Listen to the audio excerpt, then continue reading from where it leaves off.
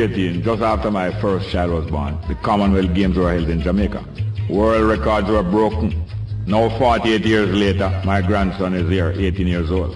He is entering the third stage of education. Jamaicans of Josh's age group are doing great things at the Commonwealth Games in Edinburgh. But it's time to eject the ruling family of Britain and outlaw any ruling class in Jamaica. So over to you now, Josh. I'm just looking forward to entering a new stage in my life, and hopefully I can spend some more time at the show where I can get advice from some other people who have been through the same things that I'm about to go through now. Well, thanks. I'm so glad you'll be here at the University of West Indies. Straight up, News Talk 93 FM. I'm Jerry Smart.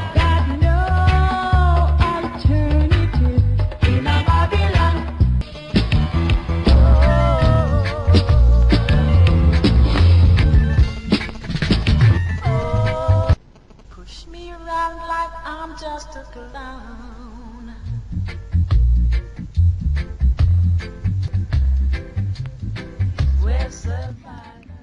Morning and welcome to Straight Up for today. I'm your host, Jerry Small. 14th of August today.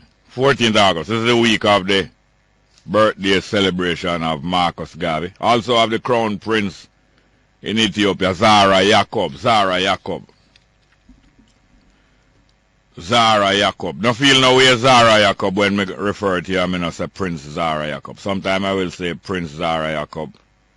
Sometimes I'm not going to say Prince Zara Yacob. Sometimes I say His Imperial Majesty Haile Selassie the First. And sometimes I will refer to Selassie. No disrespect whatever. But I still appreciate the encouragement of my brethren and sisters when them say, quite nice to hear when they say Haile Selassie instead of just Selassie. I appreciate that very much. It's true. And at the same time, referring to Selassie, I am character we are referring to. We're referring to him character and not so much the things him possess, including the titles him possess, but him character. And like the music a while ago, Master Griffith's Survival is an extended play, you know. Extended play, long. And just like our survival, the fight for survival is an extended play. Yeah. That's why I should say play on. First word should say you push me around and treat me like I'm the ground. That's what I should start with saying. Survival is the name of the game though. Play on, and it's an extended play. Because survival is not an overnight thing. It starts right now, do you know? It's more than overnight. But it's not going. You're not going to succeed overnight. You're going to get success right away, but it's an extended play. And just before I say what else I want to say about survival, another example of survival. But you have to push back, not just push back because somebody lick and you say you lick back and you not take them last week. And it's not a matter of saying not take nobody last week. Them a play business, them playground business, them they are resisting bullyism. We're not just resisting bullyism. We will not be bullied. Not just resist it, you know. We will not be bullied no further. And Raymond Price revealed that he is haunted by the spirit of Haile Selassie. Yes, I heard him on a radio program yesterday. And him revealed that he is haunted by the spirit of Haile Selassie. And why? Because the wickedness still are going on by those who has been entrusted with caregiving. Wickedness still, and him is a part of the government, you know, so you must know. If him is resisting, if him is haunted by the spirit of Selassie because of the wickedness are going on, where is it by the people who is entrusted with caregiving. You must imagine. I hear him saying haunted by the spirit of Selassie. The words of Haile Selassie that say, until there is no more any first and second class citizenship in any nation, there will be war. Those are the words. More of the Selassie words and more Selassie spirit haunting him. But that is the one who juke him immediately, knowing that him is part of the government, and the government is authorizing the police and the soldier to do them thing there. And backing them, because Raymond Price knows them back him. Them a back them. And even though him have to defend him leader, him prime minister, him president, I have to defend her, even when people say she's supposed to be doing this, that, and she's supposed to be making a statement. They have to be defending her, because he's part of the team. But him know it haunting him. It haunting him, the first and second class citizenship. But not only that continue, but that the government have no intention. Them have no intention of overthrowing the first and class citizenship. And him know that, him Price know that. And him reveal that when he was a dreadlock undergraduate at the University of West Indies, he might drive along one day, I don't know if it's a night or day, he might drive along. And police stop him, and through them see him as a dreadlock driving a car, and young. Them decide to pitch into him. And hear what the police said to him, say. Hear what the police said to him, say. Them threaten him, without him doing anything wrong, you know. Them threaten him for throw him in the car trunk, and carry him go a landfill, go dash him down. A landfill, a dump. That's what them threaten him with, you know. Throw him about 100 lakhs as a young youth to drive a car. That is the kind of treatment them get from the police. And he was recounting it yesterday. And him says them thing make the spirit of Selassie haunt him. The spirit of Selassie will say, until there's no more in the first and second class citizenship in any nation, they're going to be war. So you know him though? Having some of the spirit of Haile Selassie at that age as a young dreadlock student. You know him though? Him say him jump out of him car. First him say him fly the door. Although them have them gun, him fly the door, jump out of him car and open the trunk and tell them say go ahead right now. Put me in the trunk and carry me go to Riverton. No! That is the spirit, you know, of resistance. Somehow we have to have that spirit. The whole of we could do well with that spirit. All of we could do well with that spirit. But somehow we have to have it and cannot and will not do without it. Will not do without it. It's not every day you go and fly a car door and tell police say go ahead. But you choose a day. And you choose the time when you will do so, and choose the next time when you will be as harmless as a dove and wise as a serpent. So Raymond Price say, fly the door and invite them Jankro. I never said Jankro, I said Jankro. Those Jankro to carry out their threat. Is I said Jankro. I'm apologizing to Jankro who only go after the bodies of the dead after they have arrived at the Riverton. So I really have to apologize to Jankro, because Jankro don't go after the bodies of the dead until them arrive at Riverton dead. But these Jankro, and apologies against the Jankro, was threatening him and still doing so every day. Threatening people, say, you know, mind sharp, I'll put you in your car trunk or in my police car trunk. And when I'm done with you, I dump you at Riverton. Apologies to Jankro, who don't do such thing. Jankro want to pick to pieces those who arrive dead at Riverton, whether it's fowl or it's fish or fowl or dead body of male of human being or anything that dead there. Jankro only pick them to pieces at Riverton after them arrive they're dead. But these crow, anyway, the people up in Maryland, you know, Maryland up in the hill, up in the rural St. Andrew, Maryland. You turn off on the way to Irish Town, and you go Maryland, and you can drive around through there and go and drive right back down through Jacksonville and Norbrook and come back down to Norbrook. Plenty of people don't know so you can drive up near Jacksonville, way up in Maryland, past Jacksonville, and drive through Peters Rock and all kind of place and come back down in Norbrook and go Constant Spring. But the people up in Maryland, you know, there's a light post up there, hanging by a little thread for months. It seems like it's months. How long is it? Hanging by a little thread of a wire for months. And it's a threat to life. And them complain to JPS over and over and over. And JPS don't come fix and remove the threat to life. All JPS do is come lock off people light and find out who hold light and lock it off. And the people of Maryland is at them, the end of them patience. End of them patience. Because JPS must come look about them thing there. Now, the nearest neighbor to Jamaica is Cuba. The nearest neighbor, the nearest piece of land to Jamaica is Cuba, 90 miles away. Very few Jamaicans know anything about Cuba. And a lot of Jamaicans used to live in Cuba, go and come, get work over there and come back, send home money. Some stay there, have children. Rita Marley born in Cuba. Roland Alfonso born in Cuba. Tom McCook born in Cuba. Whole heap of people born in Cuba. And that is people who were born 60, 70, 80 years ago. Much less plenty born there since that of Jamaican parents.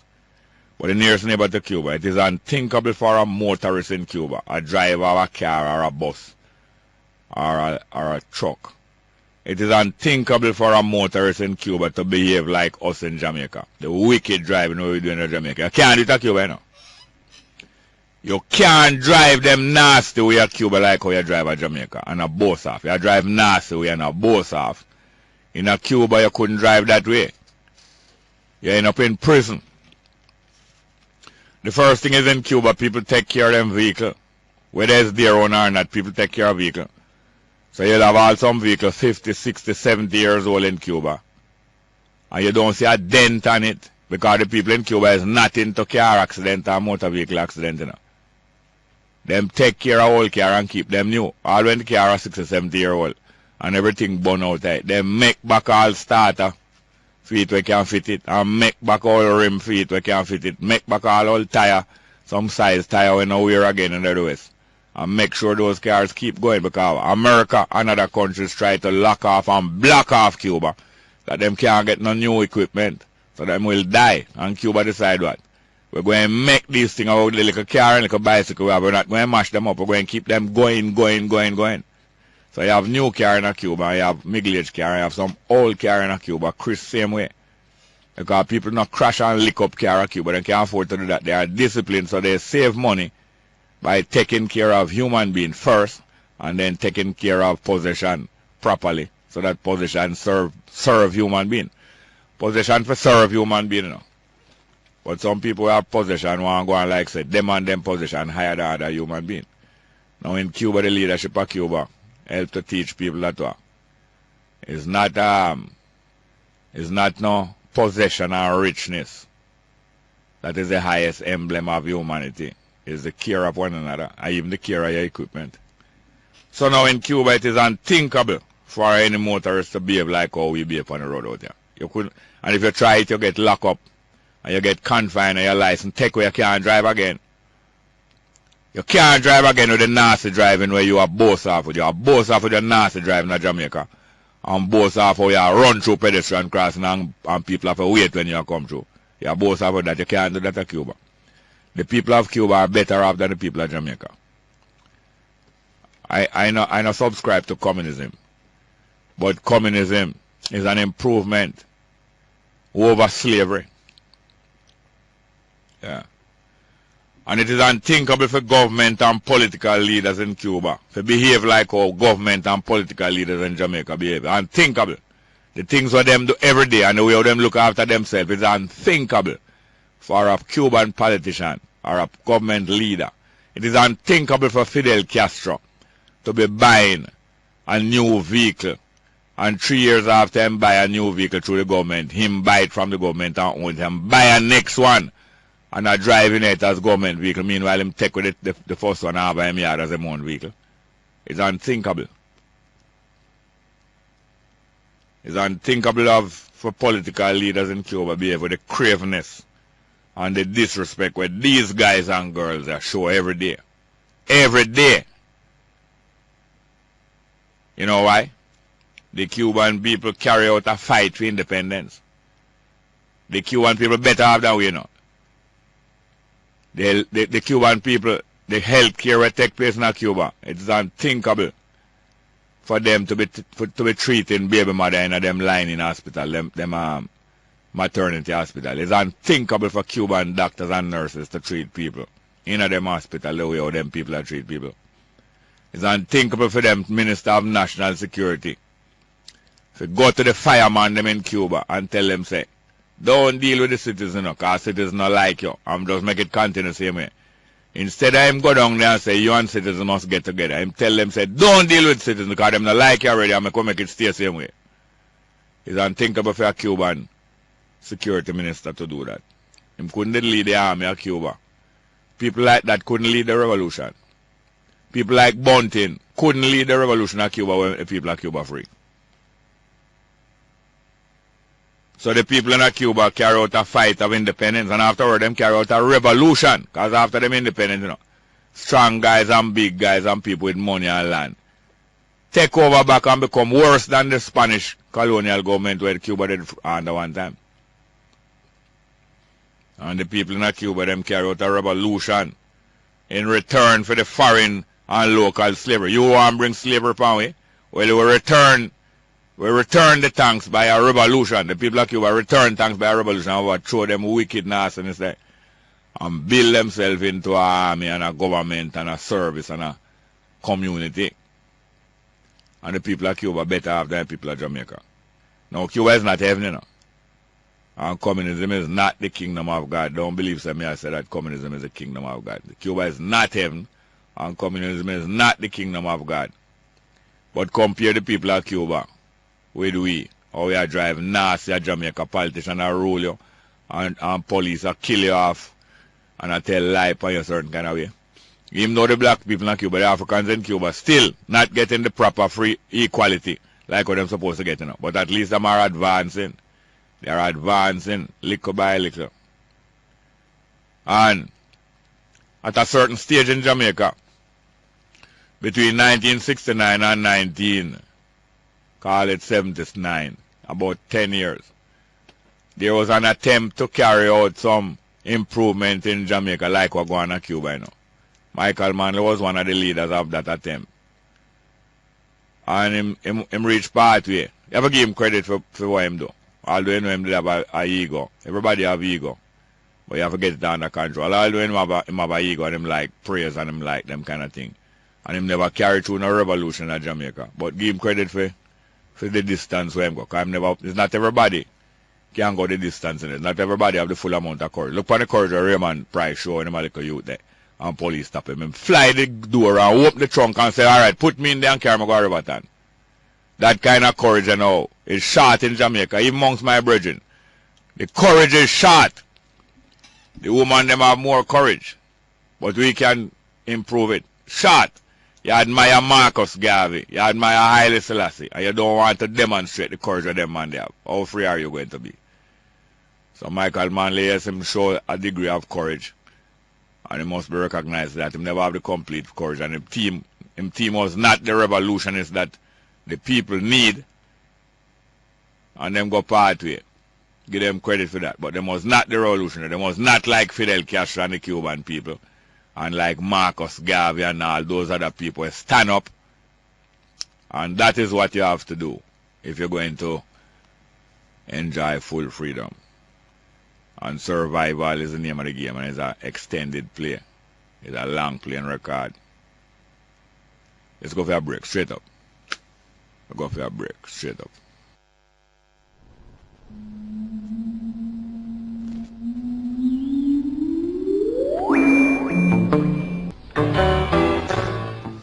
Yes, good morning and welcome back to Straight Up. Hello.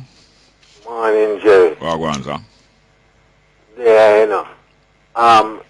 Last night I don't sleep, you know. No. No. Plenty. You get to listen back the program at night time. More time, but you should have been all how good and pleasant it is for brethren and sisters to dwell together in unity. Well, and if you did there Hope Road last night at 81 and 83 Hope Road, you would have seen how good and pleasant it is to dwell for brethren and sisters to dwell together in unity. And through that now, I reach home well after midnight and I catch about maybe an hour and 3/4. Well, I know how good and how pleasant it is. Yes, sir.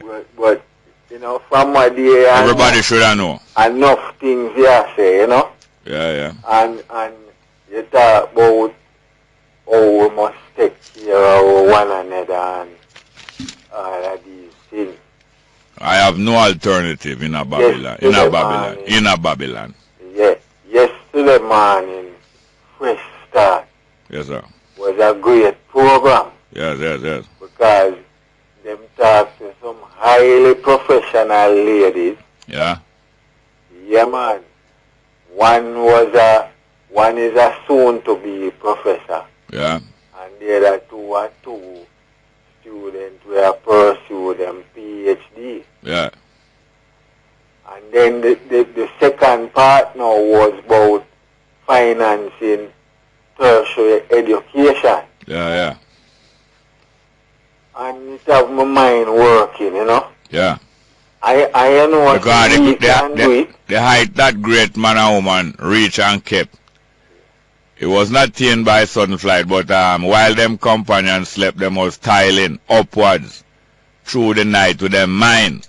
Yeah, and from the other day, I say, oh, Marcus Garvey, upon him back him there in him bed one night. Yes, and a boat coming back to Jamaica. Yeah. Well, you know, I say tertiary level education, especially for those who are very bright, but come from very humble circumstances. Yeah. You know, I say we can do it. Yes, yes, sir. Yeah, we can do it, and I go want a number for you, you know. Yes. Yeah, because you always say we get together and link up. And stay in contact. Yeah, because believe me, enough things you say we are draw me from the other day, you know, because a long time I not push out and really deal with some things, you know. Yeah. But you draw me out, so I'm going to show the world, say, we can do it. Yes, it must be done. Yeah, and as I say, iron sharpness iron. You can't use a plastic file, you see? Yeah. For sharp, not good machine. True. And the more we do it together, the easier it is for the individual, you know? Yeah, is the happier we shall be. Yeah, so I really want a number, so... Well, don't hang up. Yeah. Don't hang up on exchange. Yeah. It's exchange, you know, 1-to-1. The exchange rate is 1-to-1. Yeah. Number for number. Number for number. Line upon line and...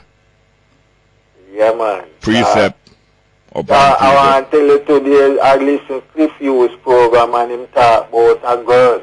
Yeah. We do very well in our subjects and get accepted to the School of Medicine up at UWI there, you know. Miraculous, man, I tell you. But problems with the financing, you know. Yes.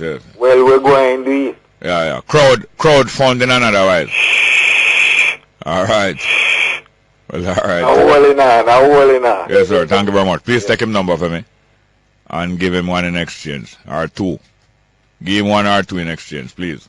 Good morning and welcome to Straight Up. Hello. Morning. Brother Jerry, how you doing? Fine, thank you. How you doing, man? Morning to you and your star. Same way. Yeah. Jerry, we can ask you a question. In your own terms. Where you understand of the meaning of social decay? Social decay? Yeah.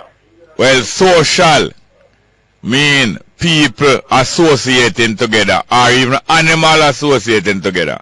Society is the associating of life together with other life.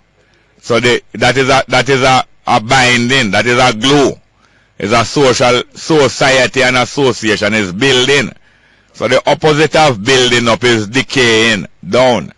Right. So social decay is when the cohesion and adhesion and the sticking together start to break down and break apart and go against one another.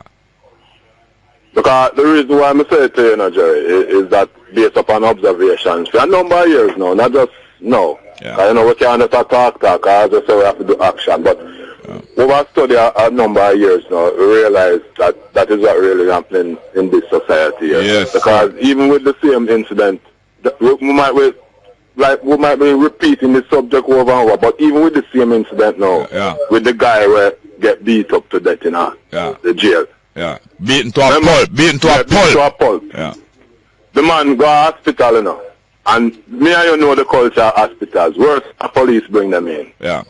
Say, boy, all criminal this, you know. Yeah. They know sometimes the staff not pay no attention, you know. Yeah, because it's a scrap metal trade. You go to a garage with your old car, sometimes mechanic them like say you're coming with the car ends. The first thing them park it and scrap it. Or if you come there a good car, you get good care. Yeah, because me have a first-hand experience with these hospitals and so forth. So it's not really the police fault, but that's why I'm coming with the topic, social decay. Social decay. Them not pay attention to that man, you know, until when them see it fit, you know. Yeah. And it would have been so vital, Jerry, if that man was able to be alive today. Yeah. To disclose certain dirty, nasty behaviors that was going on. Yeah. So it's a societal thing if you realize. Look here, Peter Tosh. Peter Tosh was supposed to dead when them beat him in the head. Yes, in the years. It's not gunshot. It's not gunshot was scheduled for take out Peter Tosh 9 years ago. You know. And from years before, the police is scheduled to beat him, kill him, more one time. Yeah, man, them beat me here at tape right on another program, man, trust me. And let Peter Tosh life is not valuable more than any penniless youth out there.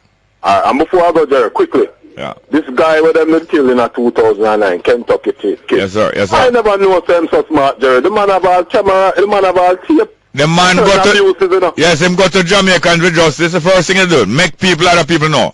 Don't be silent. When you're under threat, do not be silent. You communicate to the other people and make them know and alert them. And I think it's the Jamaican with justice advise him, say, look here. Try get a video camera and record what you say. And he got the video camera and recorded the whole thing. The home video and audio, Jerry. Yeah, the home invasion, because they invaded the home, you know. Yeah, man. And it's a police car, lick him car, now and pay him feet, you know. Yeah. And all kind of thing happen. Them invade him home, I think them beat up him Japanese wife, all kind of thing, and him recorded it. Yeah, man, it's a guy I know well, man, come back at the studio more time. Yes, I tell you. Yes, and him father used to sing a lot of music about this kind of behavior, you know. His father is Josephville culture, you know. Yeah, man, I know culture very well, man. Culture, I'm a bona fide, man. Real, man. You know. I just a link with you, Jerry. You don't know. Thank you very much. Social decay. True. Yeah. Good morning. Welcome to Straight Up, hello. Hello, good morning. Morning, sir. How are you doing? Not too bad. Listen to me now. I thought crossing my mind, you know, and trying to parallel. Follow me. Yeah. And you correct me if I'm wrong. And this whole thing with the police and how they're treating people. And when you consider that most of the police come from the very communities that the people that they're treating bad. Yeah. Nothing worse than a white slave master is a black slave master. And I use this word slave master metaphorically. That's the only thing worse, yeah. Right, you understand? Yeah. And if you follow the concept of when you're a field slave and you come into the house, you rain hell down on the field slave because you're now a house slave and you have elevation. Yeah. And I'm just trying to think that maybe when the police now become this authority, quote unquote, they decide now they're going to rain this down and back on the very people that they grew up with. Yeah. And I mean, it is really, and that's part of the reason why this country can't go anywhere. This country can go somewhere, but only when we have paid for it with our sweat and blood. We, the African population in Jamaica, have paid for this country with sweat and blood. When a sufficient number of us come together, it don't have to be all, you know, just that critical mass that change the behavior of the rest of the mass, come together, this country which we have paid for will go somewhere, and it will be an outpost of the African unity based on the African continent. I will not let it go in. This is a trading post. Right. Yeah. Well, but I understand you when you say the principle is correct. I understand you when you say this country can't go nowhere. Under Babylon, it's true. No, but and I understand the principle that you're going in terms of until we come together. But are we prepared to make the sacrifice? No, it's only a critical mass to take, and that critical mass is getting together. It is happening. Okay. And that is why you are here talking by the phone. Okay. Well, I'm glad to hear that because at least there's some hope down the road. Yes, sir. It's down the road. All right, sir. And Burning Spear referred to it, you know. Yes. Him said traveling up the whole Hope Road to find my bread, and someone called me in a house. And him is a creation rebel. We will not stand for it. Thank you very much. All right, sir. Good. Thank you. Morning, welcome, straight up. Hello, morning, Mr. Smart. How are you doing, sir? I'm good, you know. Now, Mr. Smart. Yes, sir. Yesterday I was in New Kingston. Yeah. Coming from the Student Loan Bureau. Yeah. Where I went to sign as a guarantor. Yeah. For one of my clients, you know. Great. And the Student Loan Bureau is in a mess, Mr. Smart. Can you imagine? And further to compound that, I read in the newspaper where the budget for the student loan is undercost by $1 billion. Undercosted. No, the budget that the minister talking parliament. Undercast, yes, they cast the budget. In other words, they plan and estimate. Yeah, it's short by $1 billion. That means deliberately short, because if you undercast it, you underplan it. Yeah, underplan it. And that does to show that there are wrong forecasting going on in the economy. Yes, yes. To the detriment of our citizens. So it's going to be wrong fulfillment. Yeah, and I just talk in the student loan bureau and tell the lady that these things is a joke because we have simpler way of solving these things. All right, let's take a break. I want it to flow smoothly when you come back. Yeah, respect, Mr. Smart.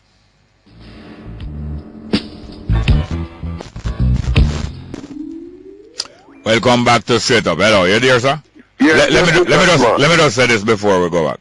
Now, we don't intend to throw out the baby with the bath water. So it's not everything that is happening under the regime or during the regime of Babylon that we're going that way.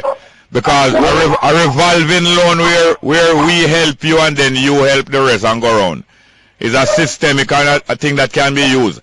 And therefore, the people who get money to borrow from student loan, they are obliged to pay it back. It's a disgrace if you don't pay back those money, because you are helping to sabotage the whole system. And if we just curse the system and don't criticize the people and urge the people who get money to borrow to pay it back, we are doing a injustice to ourselves. So the people who get loan previously must pay it back. A lot of them run off and boast and are shameless. Shameless. But go ahead with your story, sir, please. Yeah, Mr. Smart. I said to the people and say, same like how you can take up special collection in church to get projects done. Yeah. Within the word community people need to come together and let these young people know that 40 million years from now, it is their offspring that we have to defend Jamaica. Yes. Because Jamaica going nowhere. And there's nobody coming out of the sky to solve it, and they can't blame the devil for that. Exactly so. I did a feasibility study in a community named Angola in Arnett Gardens, you see? Yeah. And that community have about 120 households. Just one housing scheme, you know. Yeah. And when I add up the grocery bill of everybody and find out what they eat and drink, I realize if they pool their resources together and buy in bulk and move all a half-trailer load from Lasco and bring it to the center of the community and unload it, have a distribution center, for the month they would save a minimum of 120,000 Jamaican dollar that they could use to maintain the community and make it more hygienic, more palatable, more user-friendly for the children. Because I tell them, so when you tell a child, say, him born in sin and iniquity, you're destroying self-esteem, you're attacking self-esteem right away. And these philosophies are used to keep people subservient. Especially when you're literate. Yeah. And when you compound it and tell him, say, him live in a ghetto, is one way I think now, you know, that he's trapped. Yeah. And he want to get out. And one of the easiest ways to get out, when you can't get a job, you join the police force.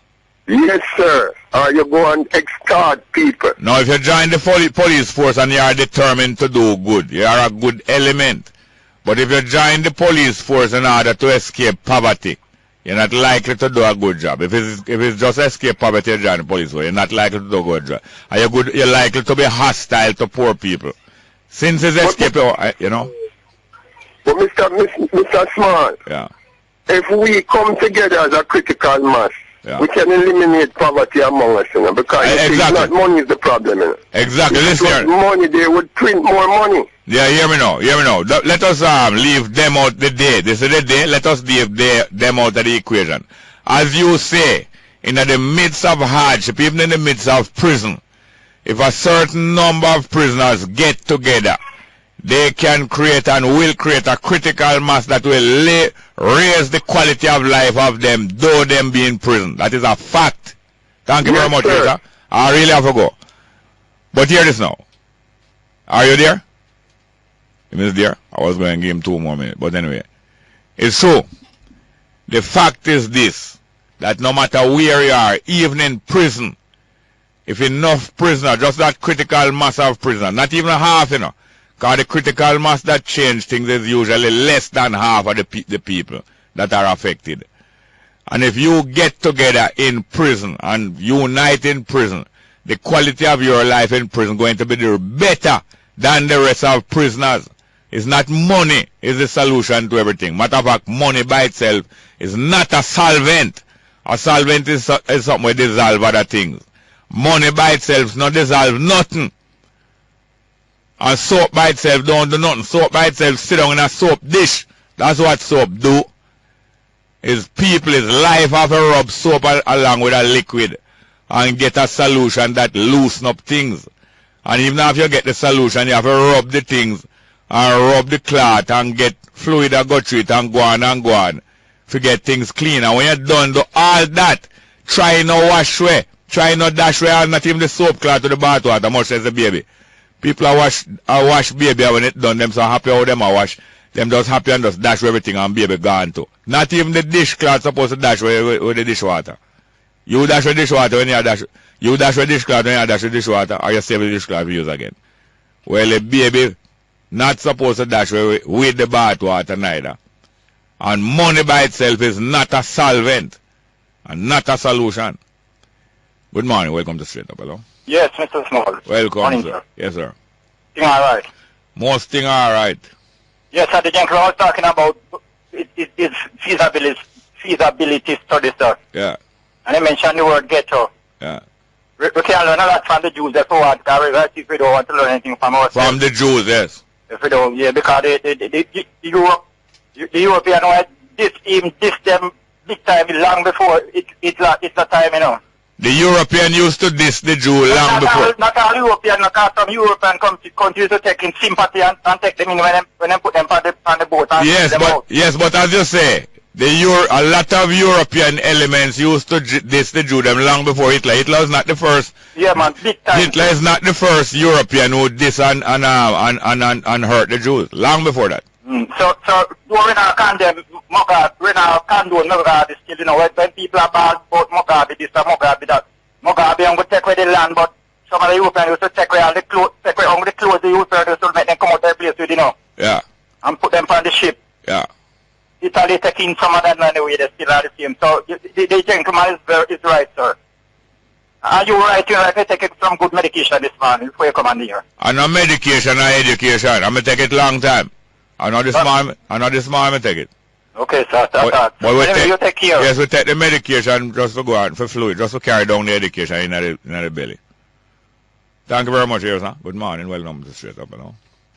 Hello. Welcome, sir. Yes, sir. What? Well, I just listened to a gentleman before this one. Yeah. He was talking about something I mentioned to you and you brushed it away some time ago. True. Bulk purchasing. Bulk purchasing.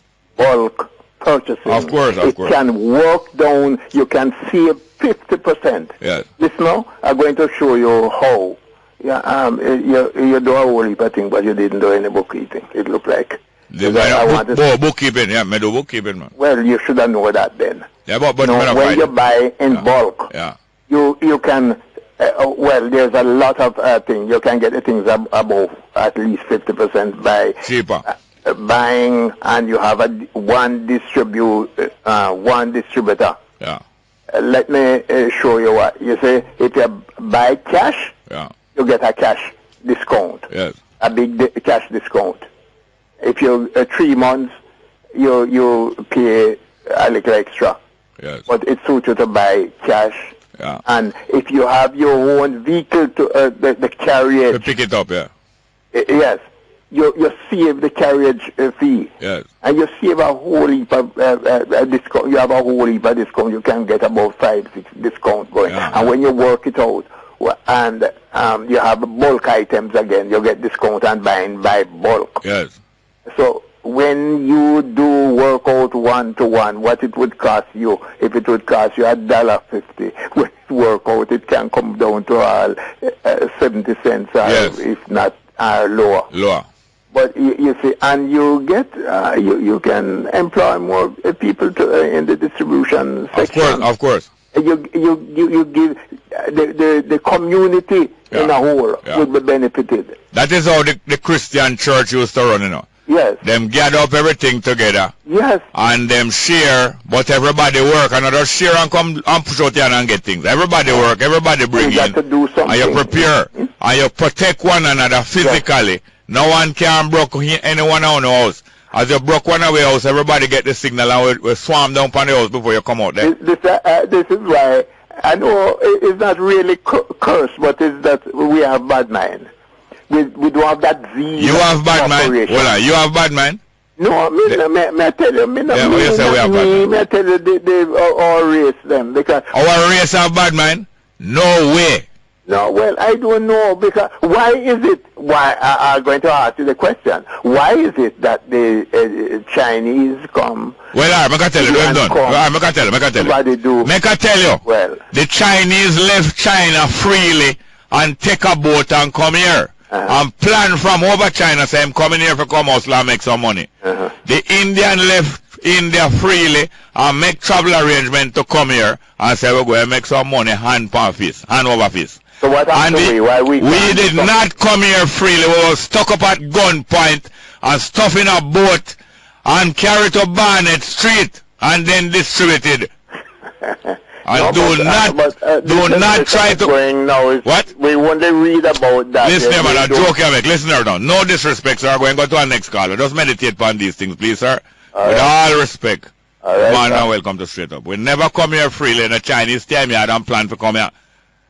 And indeed successful when plan to come and do. We were stuck up by gunpoint when we was busy making money in Africa. We were stuck up on the seaside when we boat come in and we count out how much 1,000 pound of fish come. It's a gun that to we head back and we get carried away. Look here, man. Good morning and welcome to Straight Up. Hello? Morning, Jerry. Welcome, sir. Yes, man. 1822 to 1865. Yeah. That was the life of duration. Put your mouth at the phone straight. That was the duration of Paul Bodel's life. Yeah, 1822 to 1865. Yeah. 43 years old. Yeah. Aren't you gonna say like me? He died very young. Yeah. Because they when I asked a question about how to be humble, you started say Paul Bodle this and William Gordon that and that, and I was saying that something a man must learn to preserve his life. Oh, so Paul Bogle should have preserved his life and everything would work out better. Who to tell? And I'm saying no. Yes, and you would still be in a hog sty. No. If Paul Bogle had preserved his life, you would still be in a hog sty. Would you allow me, please? Yeah. You would still be in a hog sty eating peeling skin, yo. Is that you can't talk, man? And I'm saying, you see? And you would be on the sidewalk cleaning up what the dog squat and do. You see with a whip at your back. You see how you can talk freely? If I should talk something like that, you cut me off. No. I'm telling you, Paul Bogle, pay for the freedom that you have. And pay for it. Hear this now. You know, say, with myself, if people can take me on. Yeah. Do you know, I still think that even Jesus, who died at 33, he could have lived longer. Probably he could be living now if not kill him. If he's so divine, who saying could be living now and curing Chicago? You is one of the two who was crucified with him. I said to him, say, save yourself now, and since you're so divine, why not save yourself? So, that thief named impertinent, but the other one was pertinent. So but you are impertinent. I will go for the 10 AM headline news. Straight up.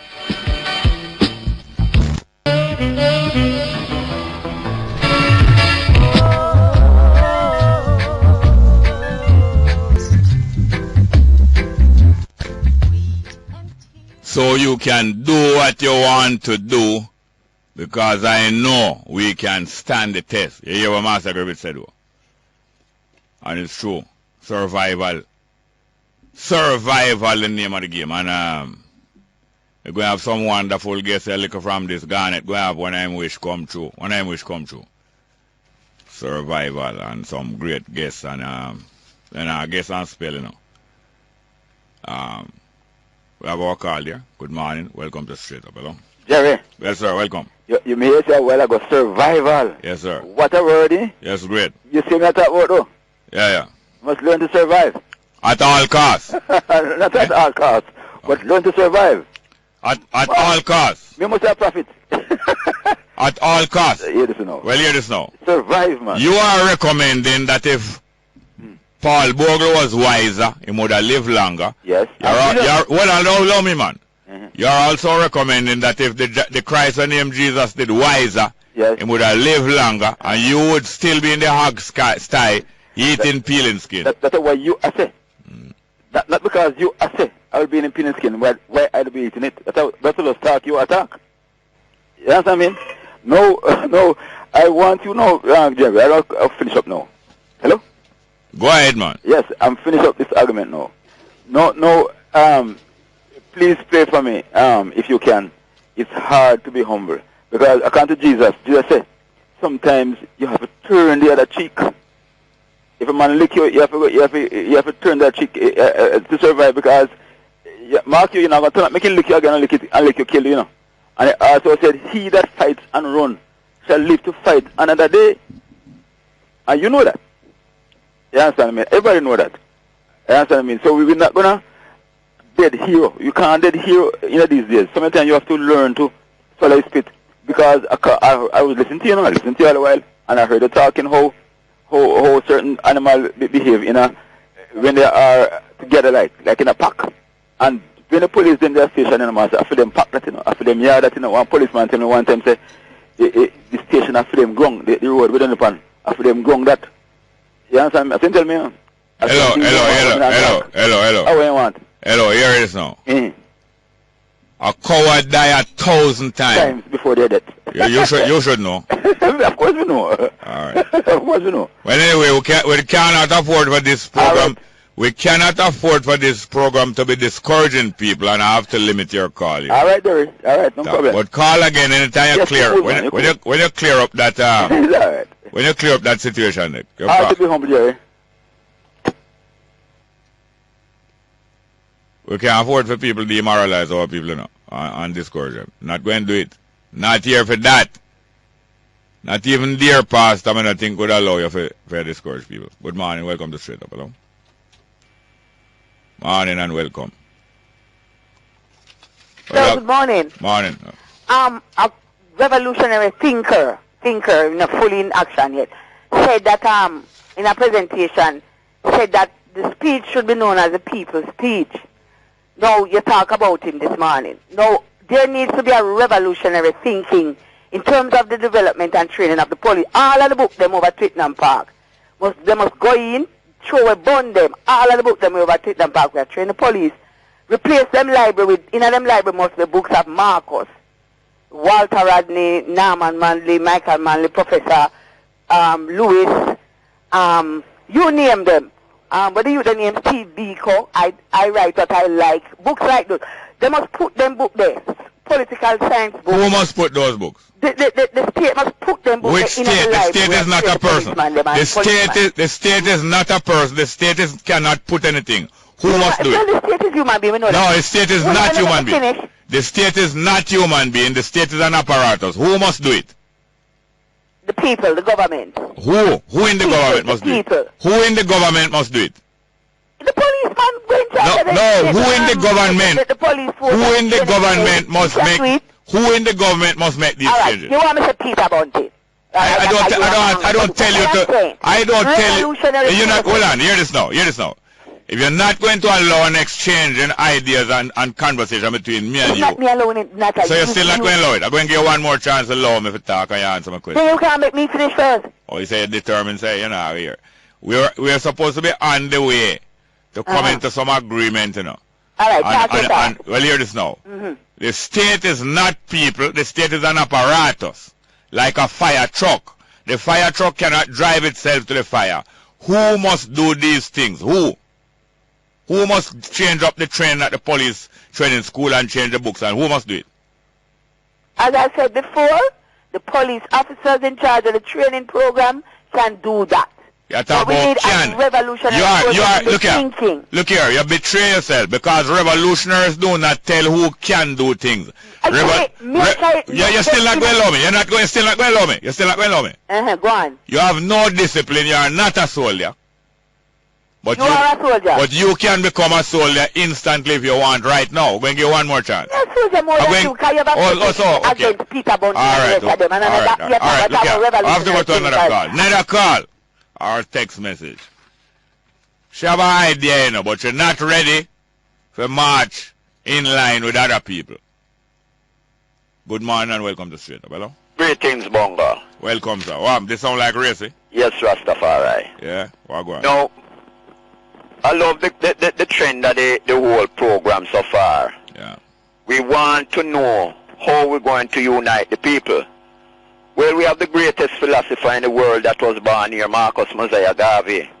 And he has a political party that he left here for the people. The first party that was founded in Jamaica. I agree. The People's Political Party. Yeah. So we have the ideology. Yeah. And we have the vehicle in which we want to encompass that ideology. Yeah. To propel the people forward to that liberation that we need at this time. Yeah. We have the exponents, yourself included, to spread that ideology and to awaken the people's consciousness that they will know the correct way to put their vote so that it counts. Yeah. For years, we have analyzed the PNP and the JLP. And I'll give you one quick analogy. If you have a business place running, and you hire a manager to manage it, he doesn't do a good job and you fire him. You hire another manager after you give him 5 years running the business. And he too does not do the work. Would you go back and hire the manager that you fire already? No, I would be a bigger idiot than him. Thank you, my brother. So now, we are now more focused as to the way to go and what to do and who to do it. So we are looking now from the Marcus Garvey People's Political Party. We are looking candidates. We have 30 candidates so far because we want to have 63 candidates. We need more candidates. Every weekend we are going out into different communities. So if there's anyone who wants us to come into their community that we make our presentation, we have a shadow cabinet that we have our finance ministers and we have our agriculture minister, we have our minister. Just a minute here now. I want to see the work that Marcus Garvey and the thousands of people along with him put together in them time there. Now, are you willing? I think I know the answer now. Are you willing to go in a Jamaica and link with the other people in Jamaica who will make the UNIA in Jamaica and the PPP in Jamaica trustworthy? And also the other thing, two more things. Will you go into the different communities and determine that the people who you want to represent the UNIA and the PP people in Jamaica and want to represent the people in them constituency either belong to the constituency previously or will now transfer themselves into that community as an inhabitant? And the third thing, are you willing to train yourself and one another in the vigilance that give you the skill to detect infiltration? That's one of the skills that you're going to have and employ. The skill to detect infiltration by hostile forces. And don't alarm them. Don't just blow up and point out infiltrators to them, you know. Just calm and make them stay. And train one another if you observe them. And observe them while them in there infiltrating. And make a study of them. But you set a Calaban where they cannot escape, but them just there. Go on infiltrating and still not aware that you take making a study of them. You're willing to do them treating that? Definitely. And we have already put procedures in place for all three of them that you mentioned. Especially to identify infiltrators. Yes. And as you say, to set the Calaban. Yes. We're not going to just jump up and make a loud noise. No. We are going to let them fall on their own sword. Yes. And we have learned from the past. And you disarm them. And so you're going to get some sword. Definitely so. Well, Racy, I know say you deserve some more time. Call me back after 11 o'clock news, because we have some guests here that are vital. Okay, wonderful. Well, thank you very much. Please call me back. Beautiful, my brother. Have any more call here? Good morning and welcome to Straight Up, please. Good morning, welcome, Straight Up. Are you there? Not there? Well, we have some text. The person is there? Good morning and welcome to Straight Up. Hello? Morning. Welcome to Straight Up. Hello? Yeah, coming along. Good morning. Mr. Small. Good morning. I don't have a topic for you now. I just call it to tell you that I just love up your voice, bad. And you're doing a good work. Continue. And nobody believes that them can just call you down. Because you're not that type. You're 140,000%, man. Well, thank you very much. And you are trying to seduce me in public. I would like a... better do it in public because you're already spoken for. No, thank you very much, ma'am. Look here now, boy. Look here now. Fun and joke aside. Yes. We will get to know one another, all of the people, better and better. Yes. We're going to create an economy. We're going to create security. Yes. We're going to create education and everything what we need. Yes. There's no turning back and there's no failure. Thank you very much. No, darling. Have a great day. Well, thank you so much. Thank you very much. Bye. Good morning and welcome to Straight Up. Hello? We have a guest that come in and we have some text message. First one. Mr. Small, you watch Russell, Jamaica Talawa plus 20 performance yesterday? No. I want you to tell me more about it. And this text coming from foreign, you know. Next one. How can the police who enforce the law not abuse the people when the law itself is abusive to the people? You are so right. And that's why I was asking that lady a while ago. I'm not hostile to her. That PNP lady who I've called all the while. I'm not hostile to her. But I'm trying for us to draw out of one another the agreement of how to proceed, the rules of engagement. When people seriously about engaging with one another and doing work in common, you know, they first establish rules of engagement. How do we get together? What do we do? What is the order? And if we have an objection, how do we call attention to the body and hear the objection, so forth, so forth. So now she's saying the police training have to scrap and start over. The books them have to dash and bring in the right books. And all what she's saying is right, you know. But I'm saying to her, who must do it? She's saying that the policeman, they must do it, and the head of the police force. Nothing like that. Political administration is elected specifically to formulate policy of what must be done and what must be changed. And then the servants, the other servants in the state must carry out that policy. But because she don't want to admit that her leaders of her party have the responsibility to do these things, she's pointing on police who go do it. She is still in denial of the fact that our party and our leadership is not about changing Jamaica. It is about enjoying power and new payero.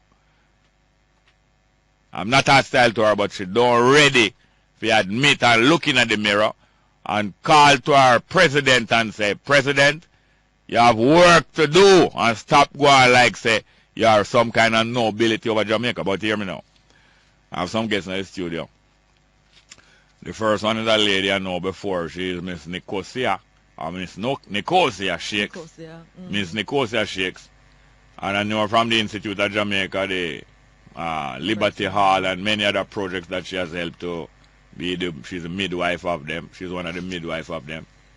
And she have a young companion here that I heard both of them on a program on News Talk 93 yesterday morning, Fresh Start. And it was so gratifying to hear them because they are in the process of assessing and tabulating and recording the role and the contribution of the Rastafari woman in Jamaica, and I expect around the world, and it's a most valuable exercise. Could you introduce a companion here, miss?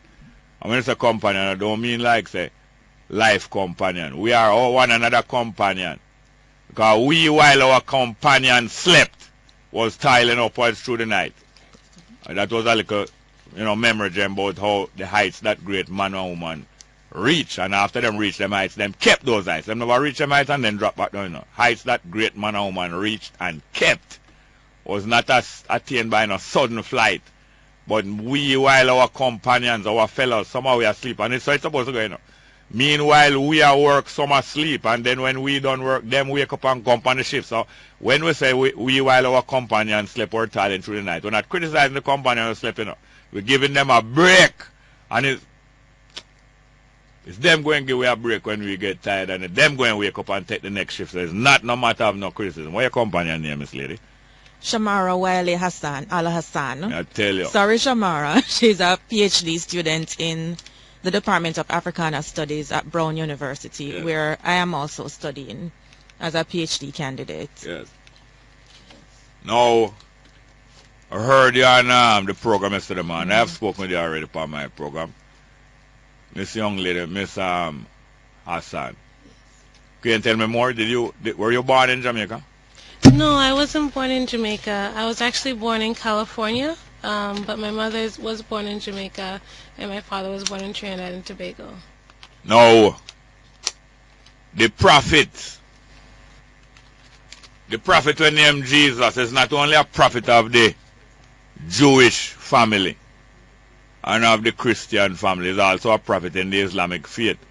So when you hear this lady named Hassan and them named it, you know, says one family alive, ma'am? Yes, it's true. Yeah. Then how you come to get that name, Hassan? My husband is from Ghana, yes. And he's Muslim. Yes. So his name is Al Hassan. And he's Islamic. Yes. And that does not stop you from having the interest that you have in developing the knowledge about how the Rastafari woman pull through. Right. Not true. Right. And you and him still live in peace and them with it. Yes, we've been married for 3 years. Yes, and raise children and yes. And a very good man. Yeah, that's lovely. So you see that we do not allow the people who went progress in art do not allow so-called differences to. But more about you now. Hear me now. This is Garvey week. Yes. And I'm so glad when could I have you here. Although you were on the program yesterday. Yes. That one program could never exhaust the interest of our listeners in what you people are doing. And you have a professor that we might link with, we're not sure yet. What's the professor name?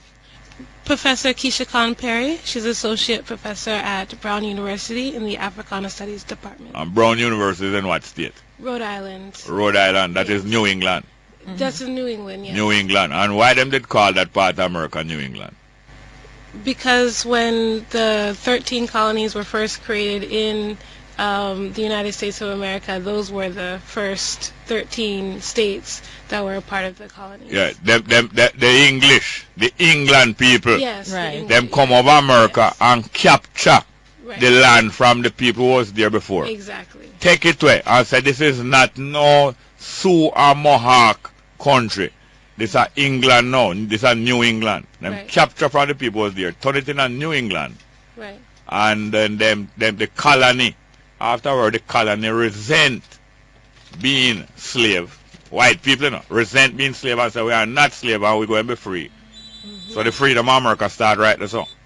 All right, and your professor is at Brown University. Yes. All right, how you become interested in the role of the Rastafari woman?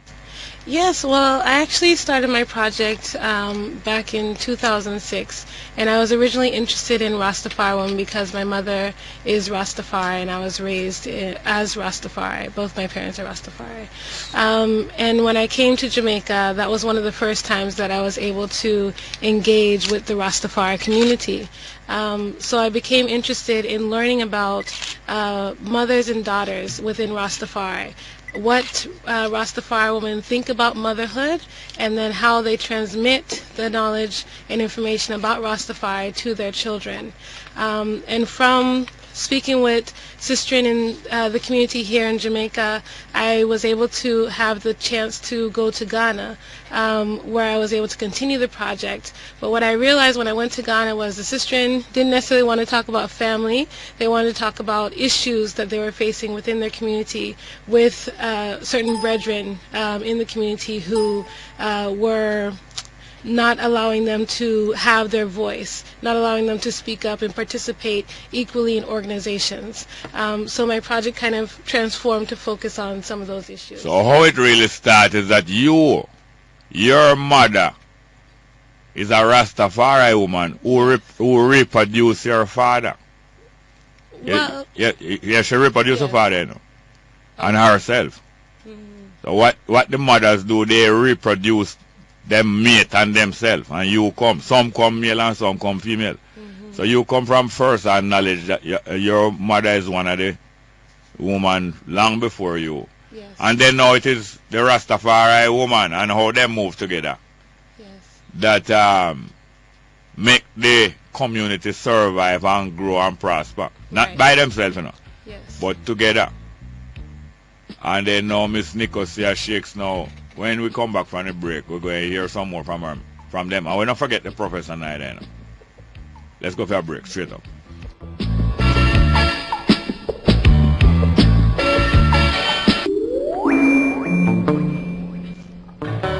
Welcome back to Straight Up. I'm having two guests here, and I'm not having them as long as I want because I'm have an 11 o'clock appointment. But we're going to talk to Miss Nicosia. Miss Nicosia Shakes, who is here, and our other guest is a PhD candidate, I believe, Shamaria Alasan. And then now Miss Shakes, the professor. We'll soon talk to the professor, but we're going to talk to her more after you leave because you only have 20 minutes here. Yeah. So like how she's on the phone, we're just going to say hello to her. Good morning, Professor. Good morning, Mr. Smart. Mr. Smart, well, you're elevating me. A small me small. Small me name. Small.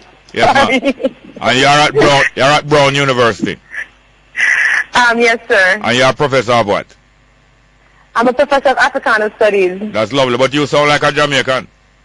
I try to sound like a Jamaican. I was born in Jamaica. What's your name, ma'am? My name is Keisha Perry. Nice, that's beautiful. You're a professor of what again? Africana Studies. Africana Studies. That's lovely. All right, we're going to make more conversation with you after these ladies leave because they have to leave in another 17 minutes. So, okay, that's fine. Yes, ma'am. So now, I'm saying to Miss Shakes and also to Miss Al-Hassan that record keeping, the Jews, for instance, and many other people, they have been in tribulation for thousands of years. But what happened to them, why them recover, is that from before them was in tribulation, them start to keep record.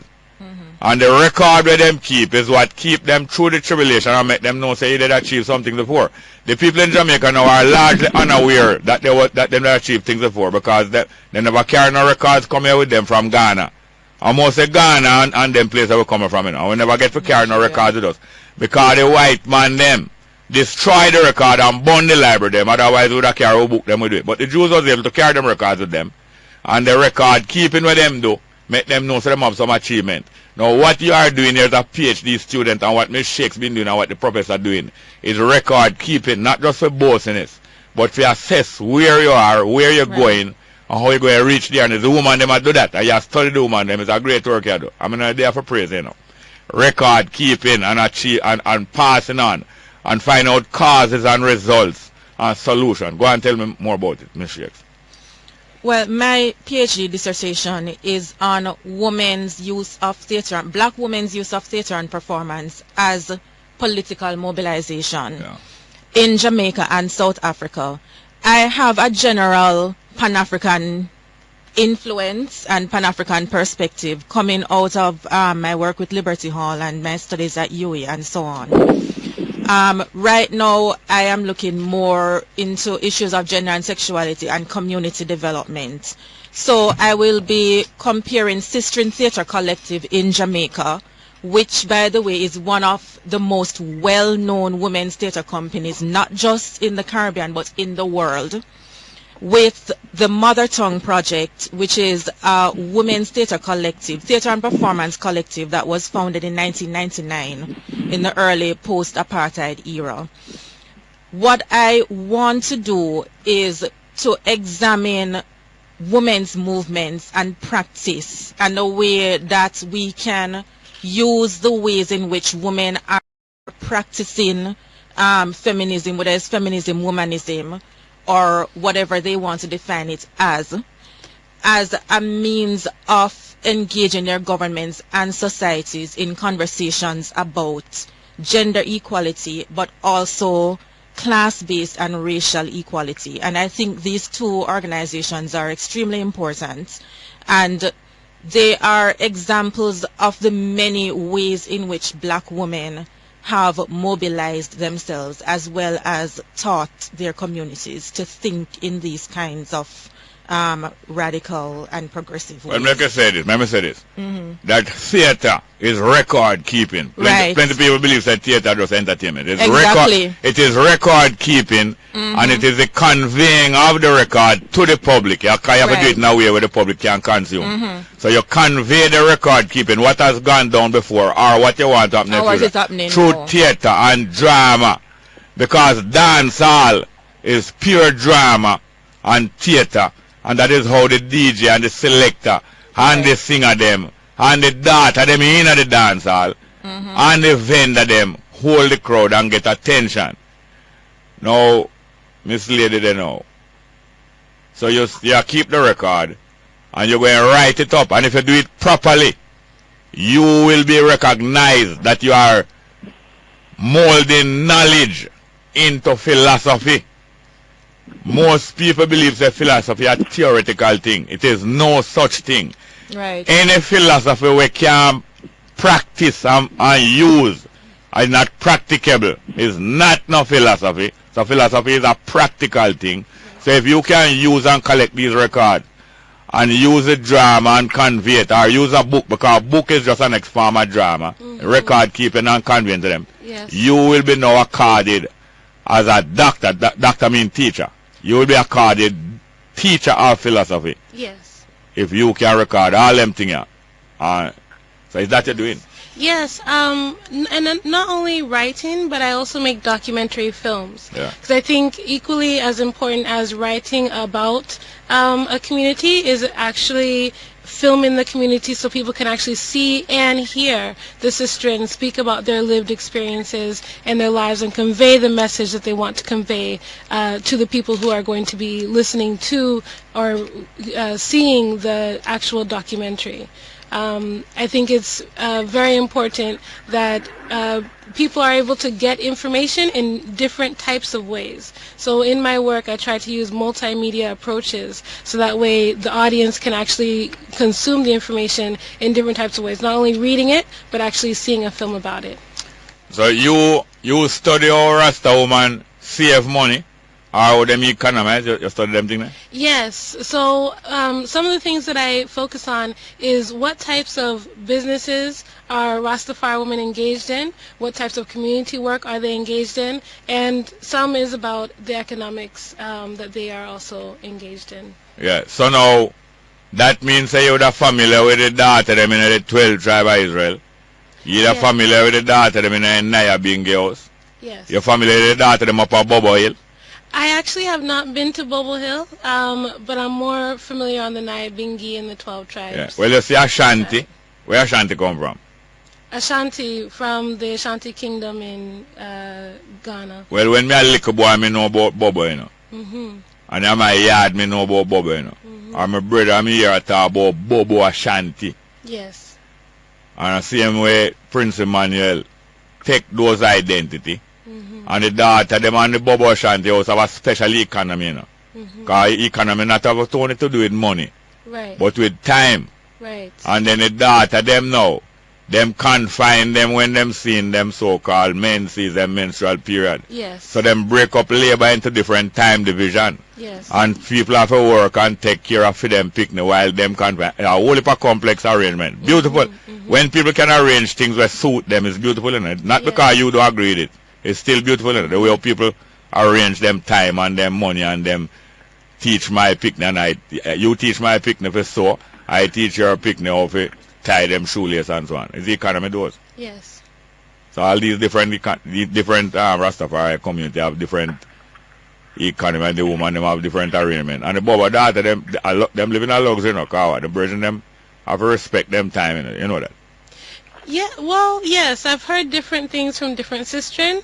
I think some sistren have said that they do live in luxury, as you just said, but others have said that they feel constricted by the 21-day principle. Yes. So anyway, so when you study it more, I will go and study people without interfere with them and come tell them what to do, even though I might have different ideas. Ms. Shakes, what do you think? Yes, one of the approaches with respect to how you study people, one of the approaches that a lot of black women who do this kind of ethnographic work take is that we're always self-reflexive. We're always, so there is this, we're aware of the amount of power that the researcher can have, especially when it's a researcher writing down something or even filming something. So we always reflect on our standing. For example, when I do my research, and I'm sure when Shamara does hers, we speak about ourselves as well. So the reason I am interested in theater and performance is because it's not just theoretical or academic. I actually also have a theater and performance background. Yes. And I want to study it because of precisely something that you said earlier, that I don't think that we in Jamaica have acknowledged enough theater and performance and the influence on society. So I'm coming from a very personal space. Yeah. And when I go out and interview people, it's always with an acknowledgement that I am depending on them. It's not the other way around. So I am not doing them a favor by interviewing them. It's the other way around. Yeah. It's multifaceted and it's interdependent. Yeah. So now the various the data them, like the 12 tribe of Israel. Every year the 12 tribe of Israel them data them have a ITA Liberty Expo. That's a trade fair, you know. That's a trade fair. And matter of fact, them doing more than the brethren. But this is the usual thing around the world. Women usually do in the background usually doing the work. Do more organizing and institution building than man, because man can walk with left picnic and man do walk with left picnic. But woman by and large do not walk with left picnic. So through that now them become an economist. They become a school teacher, nurse and many talented things. Anyway. I mean, I look no favor I do, man. Now, sweet me, I try to see it up, woman. You're just talking the truth. Yeah, I don't know what I learn, man. My old lady, when me a little boy, my old man now buy no long pants for me, because I now do my schoolwork. So me a 5'10", one long boy, you know. I go to JC, I wear short pants. And my old lady organize and make me get some long pants to wear, you know. What she do? She a raise fowl. And when the dog breed, me sell the dog them, call it a half pedigree dog them. My old lady a raise fowl. Her husband is a Supreme Court judge, you know. She's not supposed to work. But she a country girl, so she a raise fowl and me a help her raise the fowl. Yes. So I know, so I see me like amongst Rastafari. The woman them organize that one. Your father will feed you, but him now want you live in a luxury, but your mother want you live in a luxury. Right. Why time I running now? Where is that for say? Yeah, and I'm glad that you hit the nail on the head, because one of the reasons I've always been interested in gender and women's issues, but I became even more academically interested when I was studying Garvey and the Garvey movement, where a lot of the mobilizing and organizing, getting people to join, going out and helping people in the community and so on, was done by the women, even though it was the men who got most of the credit. And it's something that you find globally, that women are usually in the background doing the work. And it's very important to acknowledge it and to put it at the forefront, the fact that women's work is extremely important. And men and society in general don't always acknowledge that. Well, let's go for a break and come back. When you come back, we have you for about 3 minutes. Straight up.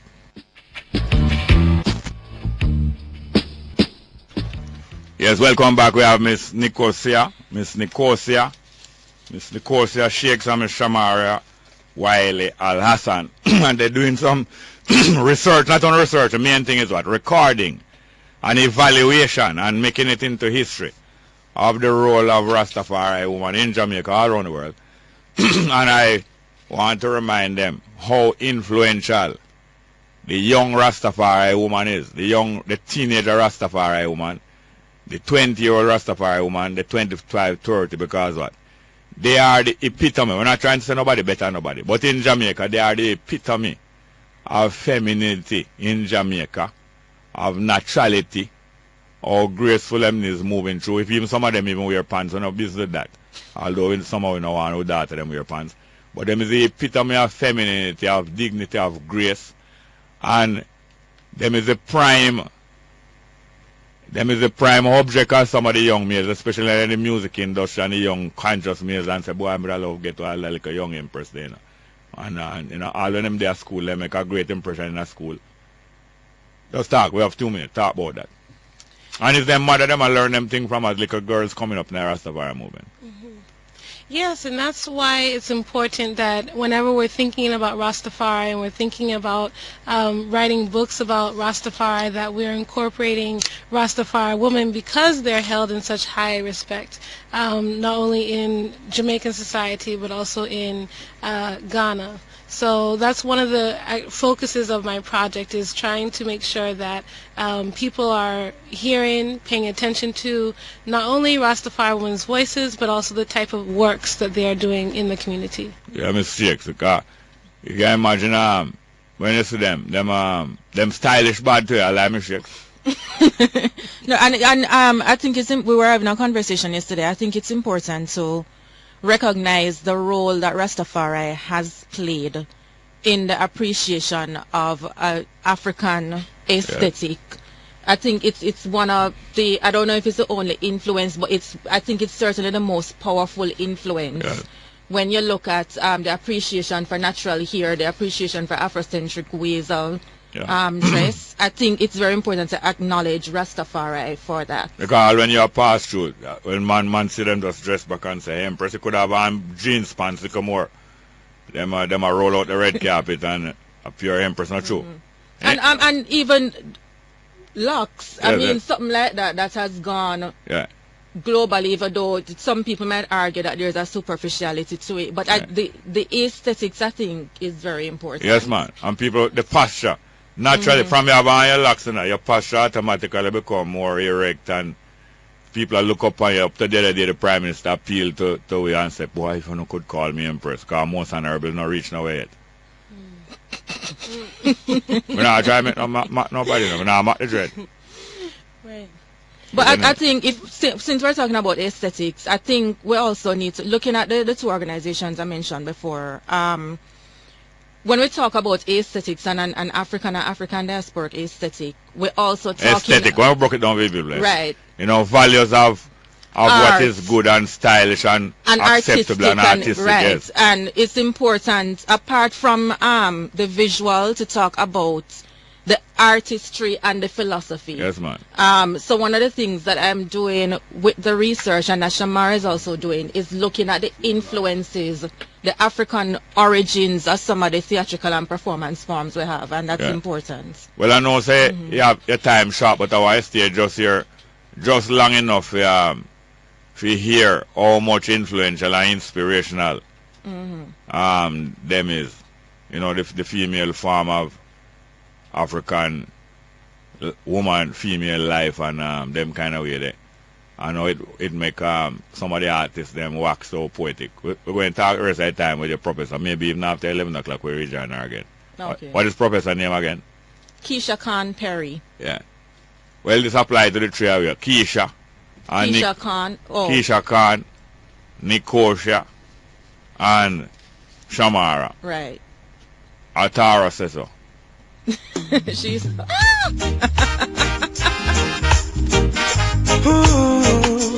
never been someone shy until I seen you right. Well, we don't like to stay all day, you know.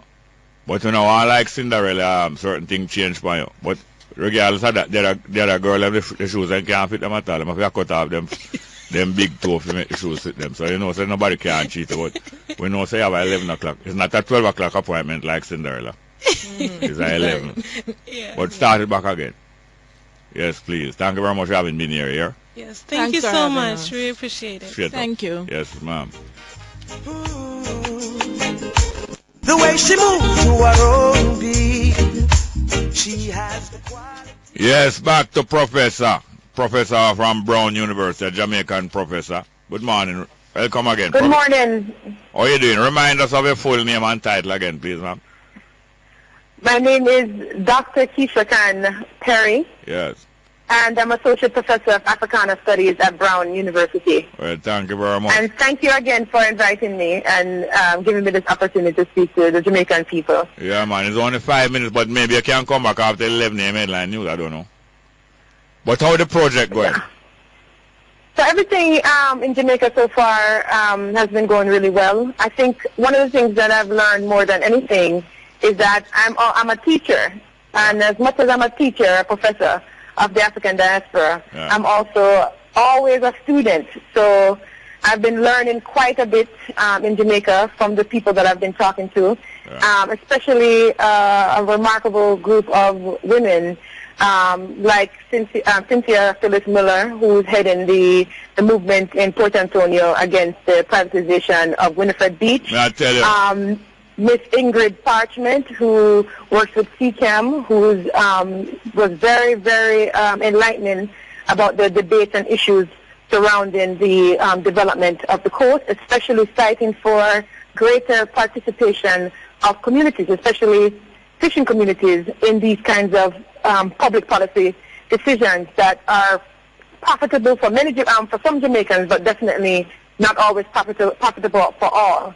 So I've been learning a lot, taking a lot of notes, and hopefully I'll be able to return to continue the work in Jamaica. And like I said yesterday, this is a continuation of a project that I've been working on for more than a decade in Brazil, documenting struggles for land rights, and I hope to do a similar kind of work here in Jamaica. That's exactly where I would want you to lead me, because it is so important to me, this struggle for land rights. And I heard you ladies yesterday morning talking about other places in the world where it is women, African women, who have to be resisting the taking away of land from our people, especially seafront land, which they think is too good for us. Tell us about it. Is that Brazil or America or where? All over?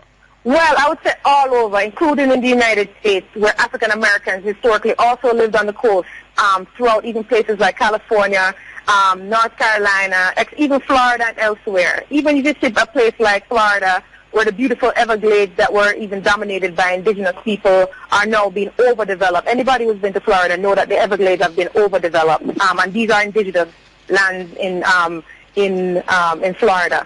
But throughout the Americas, Colombia, more than 3 million people have been displaced off the Pacific coast. For development, 3 million black people to be specific.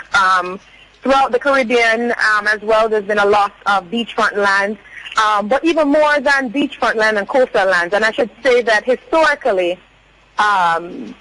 beach lands were considered not valuable, and that's where black people used to live. Right? These were places; they were not as seen as valuable as the green, lush lands, etc. And a lot of black people lived along the coast.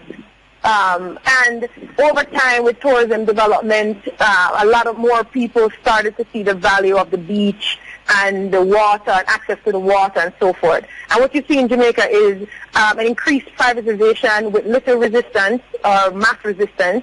And you have a handful of people here and there who are fighting privatization. And you see this in Brazil, you see this all around the world, to say the least. No. But the other thing that I wanted to mention that is really important is not just beachfront land, lands in the Caribbean, but also lands, period. I spoke with a really remarkable young lawyer from the Environment Trust of Jamaica, Daniela Andrade, and she was explaining to me that there's not enough information, there's not enough legislation even to deal with Maroon land or even Rastafari land, who are considered indigenous people by UN law or whatever else. But for the most part, sorry, go ahead. I know that you mentioned that.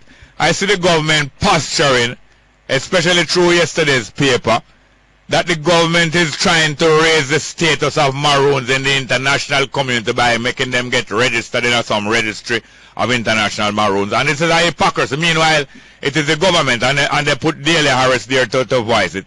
It is the government who is penetrating and deprivatizing, territorializing the Maroon lands, invading the whole Maroon integrity, and going worse, doing the same with Pinnacle and other places. And his sisters, Rastafari sisters, is the main people at places like Pinnacle. Reverse the situation. Winifred Beach is named after a woman, and it's some woman down there over the years who have to be defended. We need to talk to you even 5 minutes after the news. May we have you back, Professor? Yes, we can try to do it, yes. I have to be somewhere at 11:30 though, but we can try to. Let us go for the 11 o'clock headline news. Straight up.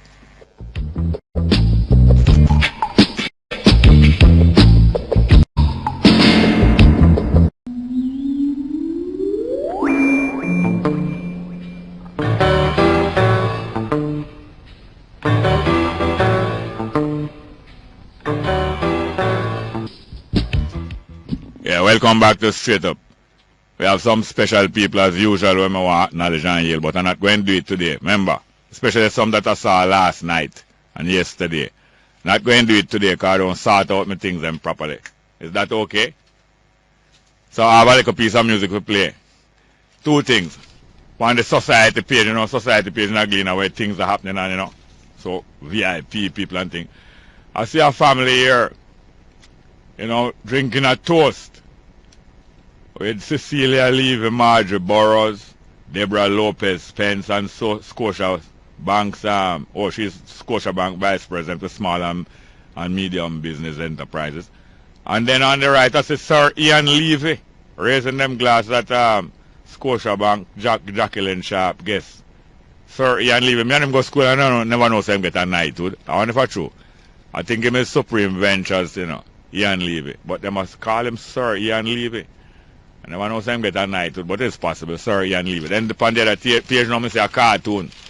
See a cartoon drawn by you last May.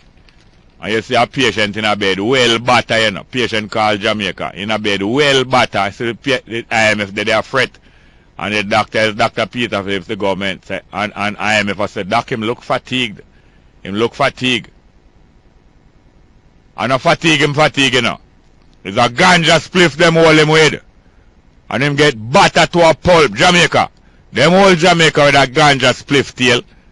And him get butter to a pulp by Babylon. That is the political administration. Get butter to a pulp by Babylon. Him not fatigue. I am afraid to say him fatigue him in the hospital bed. Look on the page how much. Page 6 of the Gleaner. The patient Jamaica in the hospital bed, him tongue long out and some bandage over him face and him battered. IMF afraid to say him look fatigue and the doctor give him IMF tablet. Peter Phillips give him IMF tablet. A batter him get battered. Jamaica get catch with a ganja split. Well, don't roll them bloodshot eyes at me. That is what them are said to the patient. After them bloodshot them on eyes. We'll go hear from Louis Jordan. Straight up.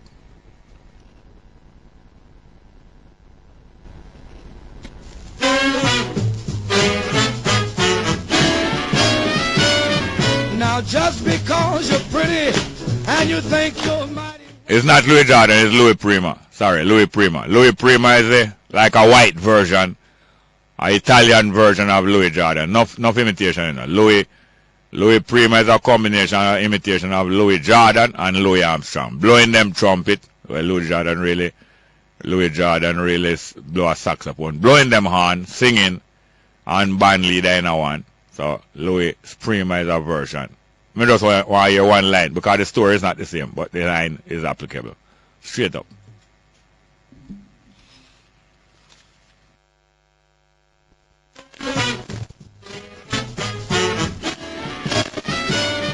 Now just because you're pretty, don't roll those bloodshot eyes at me. I can tell that she left him and got there with the next man and the man beat her up. And she'll come back to him now to take care of the doctor bill after the man beat her up. Well, it's not any spliff or no ganja pipe the youth draw and it get him red. Because most time when we are youth, more time we buck up a family, our friend or some old schoolmate and them say, boy, yeah, I read someone. Boy, you really smoke up the ganja and them weird, which was true. But it was no bloodshot. But what? It's not no ganja spliff or no pipe make the youth beaten to a pulp. The government beat them to a pulp daily. And them not stop. Look on the front page of the Gleaner. It's the front page. Front page of the Gleaner. You see Bunting and the Commissioner of Police and one next one. The whole of them have the same hairstyle, and the government maintaining the battering upon the people, and a laugh and drink and a clink cocktail glass. We have some text messages. Do we have any caller there? We have some call, but we have the professor. We're going to talk back to the professor. Let's talk to the phone first. Good morning and welcome to Straight Up. Hello. Good morning, welcome. Straight Up. Hello. That's it? Yes, sir. Welcome. Yeah. Yeah, I want to give credit to them daughters there. Doing some very great work. And enough of them work that need to be done more and more by more people in different areas, you know? Yes, sir. And that's a hope. That's a nice hope. And I want you to play a tune by Mutta Baruka for credit. Give more credit to her. Sisters, I feel a pain. You know what I want then? Yes, sir. And we did discussion you had earlier with the Virgin about why black man is in such an invidious position. Yes. Yeah, is that they were taking drugs, not by free will, but by force. Yes. And he can't believe it, you know. I'm telling him the fact that he knows that the Chinese came here of their own free will and a business plan. We did not come here on a business plan. We were kidnapped and brought here. And people there know borders, so we get the Caribbean. And people that talk about say, there's a curse on us why we can't do better. We were kidnapped and those other people came here off of their own business plan. That's why you're going to play Peter Tosh now. Here comes the judge. Yeah. You must know them tuned in. Yes, sir, I know them. All right, sir. Thank you very much. Yes, teacher. Good morning and welcome to Straight Up. Hello. Good morning, sir. Welcome, Wagwan. Jerry. Yeah. You're in farmer, you know. Yeah, in our farm. Say you're in farmer. Yes, in our farm, yes. But at your job, that's why you're where you are. Because here you know, I talk about some of the man, them a look on the young Rastafari daughter, them and I say that one, them like. And you know, I say, as my big brother, you have to stop talk about the business. Well, it's not a business, you know, it's a pleasure. Why, it was so great to hear those ladies in studio there, boy. Yes, but you only hear them. But that's why I tell you yesterday, say, I don't like you, you know, you're my big brother, you know. Yeah, well. I don't like you. That's true, man. Hey, you know, hearing about the young lady who I tell you about Pan Refuse program. Yeah. So she get accepted to the School of Medicine at UW. Yeah. Night before last night, me never sleep either, you know. Yeah. Me I think, we're going to find a way to deal with that issue there, you know. And then for hearing at the morning now, there was 3 beautiful ladies on the program. Yeah. And then the follow-up program was about financing tertiary education. I was going to tell you, say, I'm having them on, but I never tell you nothing. You know. I saw you go on, man. Yes. I saw you go on, but in the... Yeah, man, little brother must stay at home. Little more, when you come over, tell you how the party we are going to find a way for that, you know. You're a thief out. Yeah, how you mean? Anyway, talk back to the professor then. Oh, you know, you come like you're my producer. It's all right. Yeah. Thank you very much. Good morning and welcome to Straight Up. One more before the professor. Good morning. Welcome. Straight Up. Hello. That's ma'am. Hi, how are you doing? All right, Mr. How are you doing, ma'am? Long time. Yes, ma'am. Yeah. Me earlier. I'm here on BBC. BBC? Yes, ma'am. Mine a bad word you are cussing. You hear me a cuss bad word?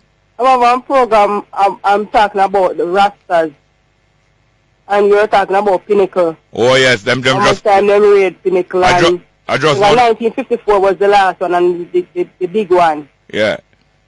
I just recently them played.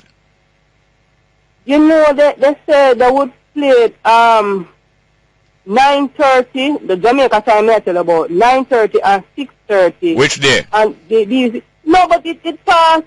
I'm going to hear now if them going to have a repeat. Them usually repeat them thing there, you know? Yes, but you see, sometimes if you don't know... If you don't know, yes. Yeah. But it's like I thought it would repeat again, but yeah. You look like I don't know the last time that or something. But by chance.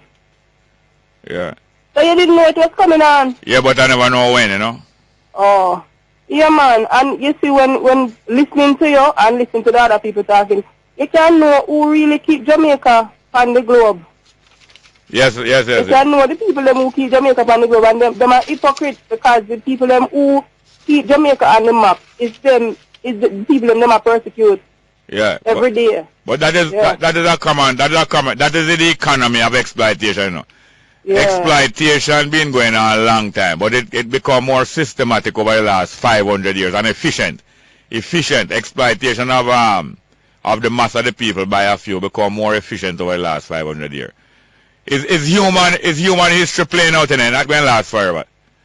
I don't think so either, because what is happening is that when these stories are told, they are more exposed to them, Mr. Small. Yes. They are being exposed, and they think it's good, but it's not good. The higher monkey climb. It's more exposed. Exposure, yes.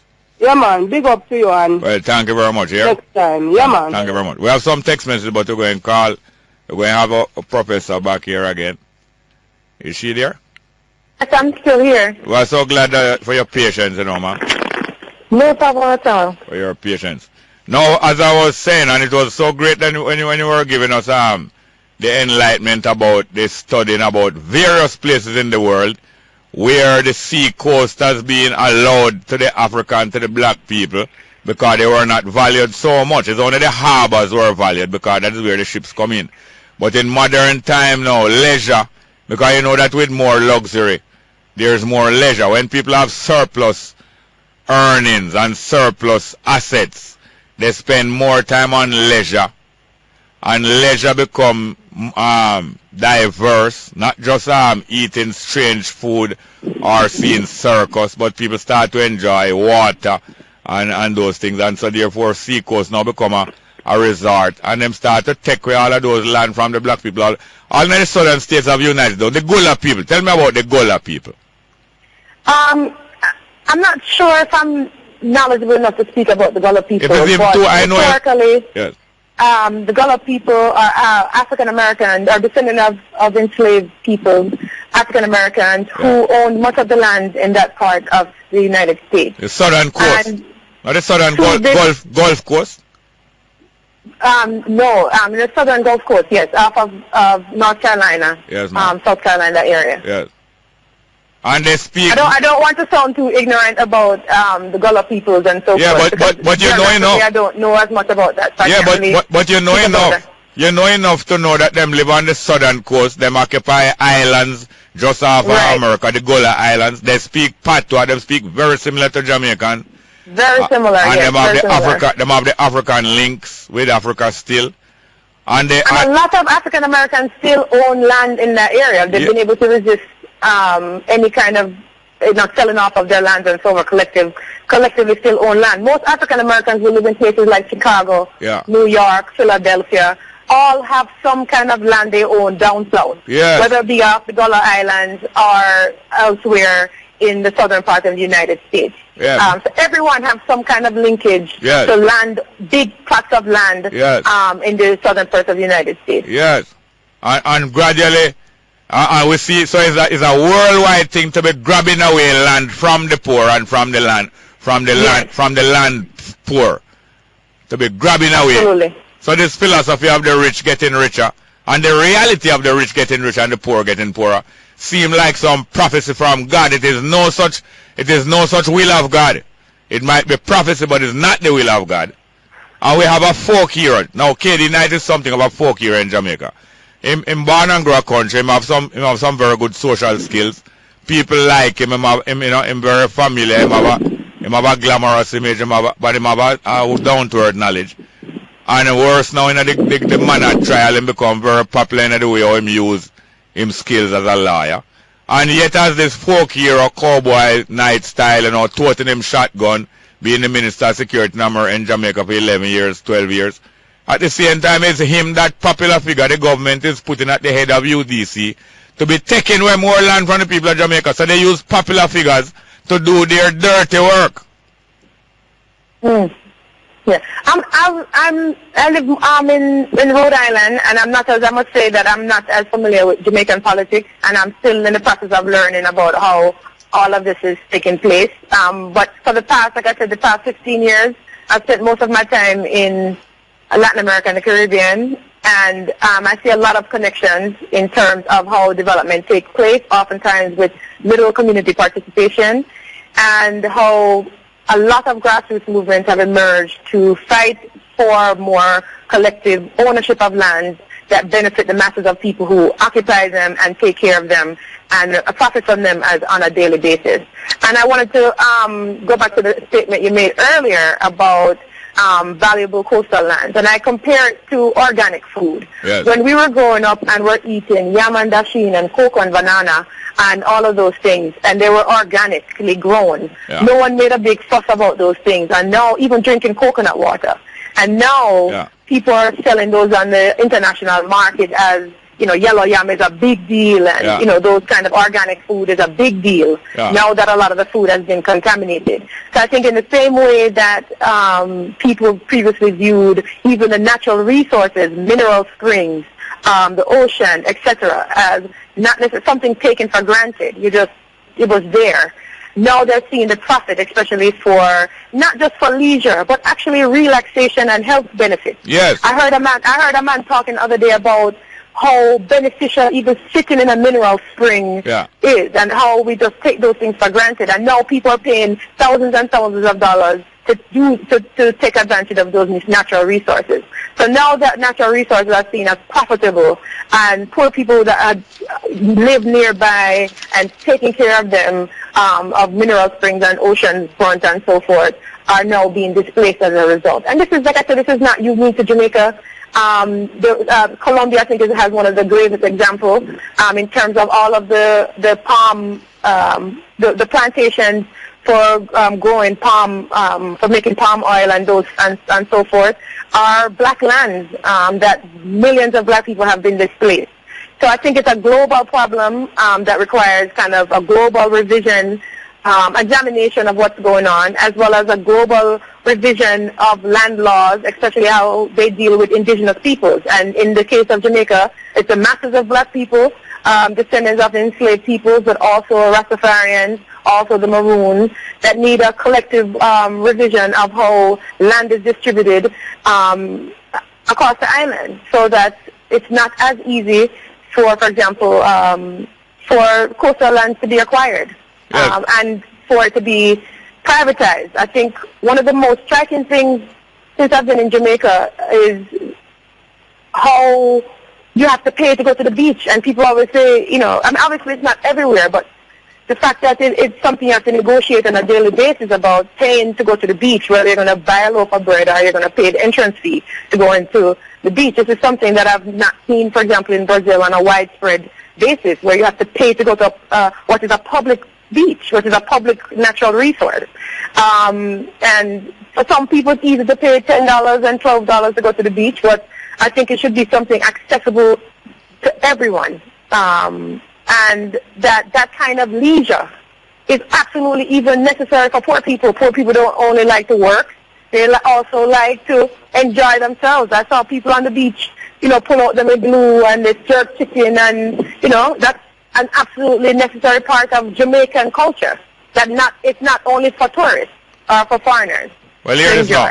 I want to come in here because as you have been pointing out, leisure and recreation is not a luxury. It is a vital necessity for all people in the world. Leisure and recreation is a vital necessity, not a luxury. And on the other hand, just as the sidewalk in any civilized country, the sidewalk on the verges of the road, regardless of what business you have or what skyscraper you have, the sidewalk is public property. And the side of the road, between the building and the road, is public property. The road also is public property. So it is all water, all land beside water, whether it's salt water or fresh water, supposed to belong to the community in common. And yet, they are adding insult to injury by making it look like it's a luxury. The other insult that is being added to injury is that the yam that they are parading now has been, you know, high organic and top class food, most of the yam being paraded as Jamaica yam, it planted somewhere else, like the Jamaica coffee and Jamaica coconut water. When you look on the label, them get the coconut water from all of the Far East and put on some false Jamaican labeling and branding on it and selling, using Jamaican branding and vibes and image to sell foreign coffee or foreign yam or foreign coconut water that is about 7 months old. Now, I want to ask you this. That's an important point, but the one thing I have to tell you is, as a strong Pan-Africanist, someone who has traveled the world, seeing the struggles of black people near and far, one thing that I've learned over the past decades of my life is that nothing is given, everything is fought for. Yes. So if the Jamaican people want access to certain things, and everything in this country has always been fought for. Yes. So I think in terms of access to natural resources, that's another demand and that's another resource that people have to fight for. The book that I just finished, Black Women Against the Land Grab, the Fight for Racial Justice in Brazil, what I document is precisely that, which is how people, specifically led by black women, how they've been fighting to protect the coast. May I ask you this? So this is an ongoing struggle. May I ask you this? Take up, yes. How can I get a read of that book there? It's vital. Well, I can make sure I send you a copy. Pardon me? I can make sure I get your copy. Yes, I really need to read it, and I need to promote this thing here more. And I want to ask you, just as you say you write a book and write those books, they are vital. I want to ask if you're familiar with Professor Deborah Thomas. Absolutely, I'm familiar with her, yes. All right, so the work that you are doing is similar to her one, and even more gratifying is the realization you have that you are in the process of not only returning some of the patrimony to the people and the matrimony to the people, but you're training some younger, I don't know if them younger than you, you're some younger than them, you're training some PhD and some other people. I'm young as well. Yes, ma'am. So thank you very much for that. I have to say that even Nicosia and Shamara are exemplary students. They're very impressive. Yeah. And the thing I have to emphasize is that as much as I am a professor, I learned quite a lot from them. Nicosia has been a great resource. Nicosia Shakes has been a great resource for my own knowledge of Jamaica and to push me to think a little bit more critically about even my own ideas and perceptions of Jamaica. I left Jamaica when I was 11 years old. And I consider myself, as I said yesterday, to be returning personally as well as intellectually. And I have a lot to learn because you know that if you spend 1 or 2 years outside of Jamaica, everything changes a lot. But not only everything changes a lot, you're liable for meet up in a lot of accident or accent, and I don't hear you meet up in a no accent. Not yet. I hope not. Well, boy, thank you very much for having been here. I need to well, I think my producer have a number because I really need to get that book. I need to have you as a dedicated guest on this program rather than just a one of 3 guests, you know? Yeah, and I said before, it's been a great pleasure having this opportunity. And I'm learning a lot about Jamaica, and I've been working elsewhere. And as the very strong women in my family have reminded me always, is that it's time for me to return to Jamaica and document the important stories that there are to tell on this island. And I've done a lot of work in Latin America and Caribbean, but I think it's time to make those comparisons and show that Jamaica is a beautiful place, but also struggling around particular issues. And there are lots of very inspiring people who are doing the necessary grassroots political work to make sure that Jamaica is exactly what they say it is, which is my Jamaica. Listen, Jamaica, my Jamaica. I can't remember the exact phrase. Yes, but the idea that this is the land. This is the land for all people. This is the land. That's important. This is the land of my birth, and as I say, the Jewish people, the reason for their recovery is because of their record keeping over the thousands of years. The record. Yes, but we can't. But slavery and colonialism did not take away our memory as a people. Not in our minds as well as memory marked in our bodies. And I have to say that one of the things that's striking about being in Jamaica as well is just how much I remember being in Africa. Every time I'm in Jamaica, I feel like I'm in downtown Accra, Ghana. Yes, ma'am. So I can say that one of the things I've learned in traveling throughout the world is that we may not have the written record, but we certainly have the memory. We do have the written record for it right up on my heart and my mind and your one. Yes, sir. Well, thank you very much here, ma'am. Yeah, have a great day. Boy, it start great. Thank you very much. Straight up.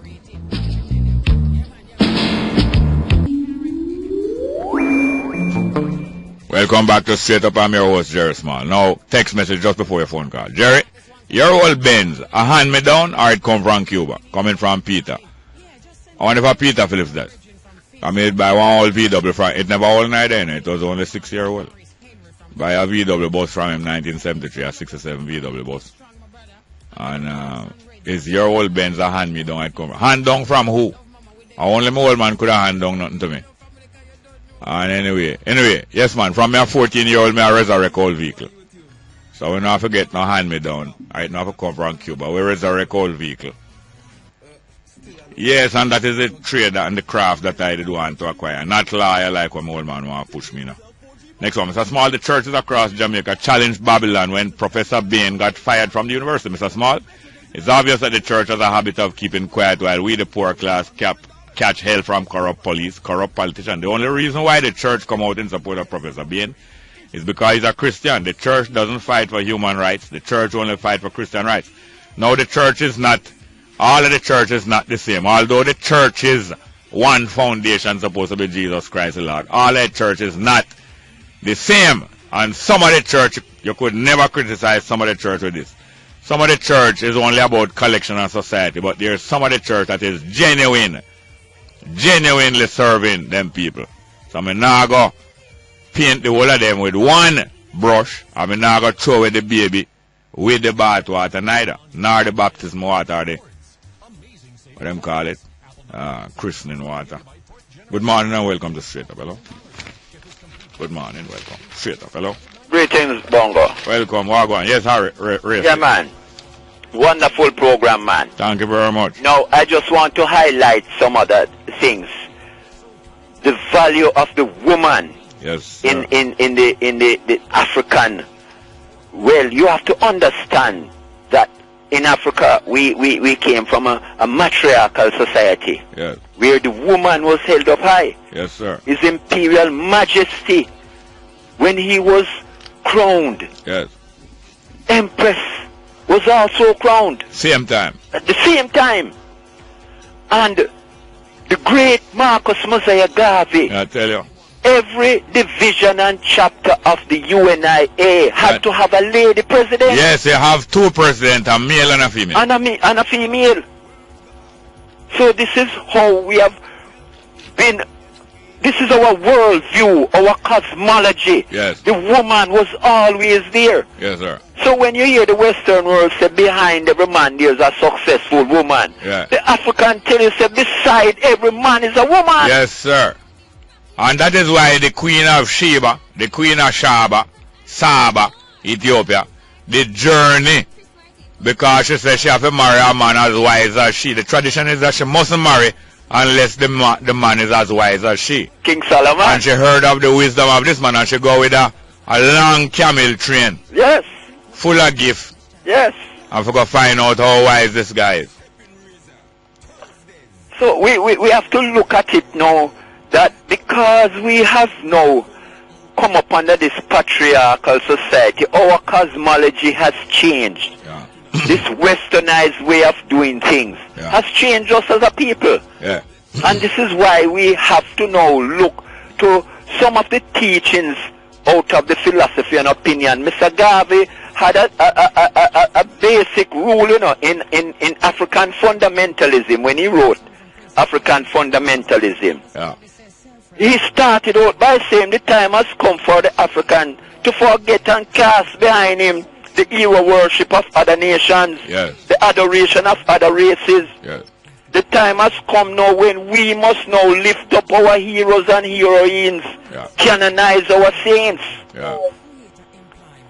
So, one of the great things that is happening now, we have just secured the right to republish the philosophy and opinions. Yeah, that's great. Which body of people have secured that right? Head Start books. Well, that's great. Miguel Lawn and Company. Yes. And we're going to start by printing 5,000 copies.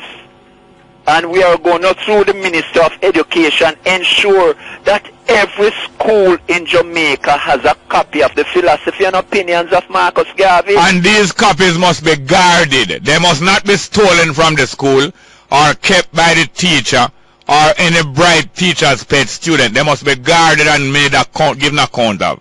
Because they're more valuable than no tablet where Paul will want come.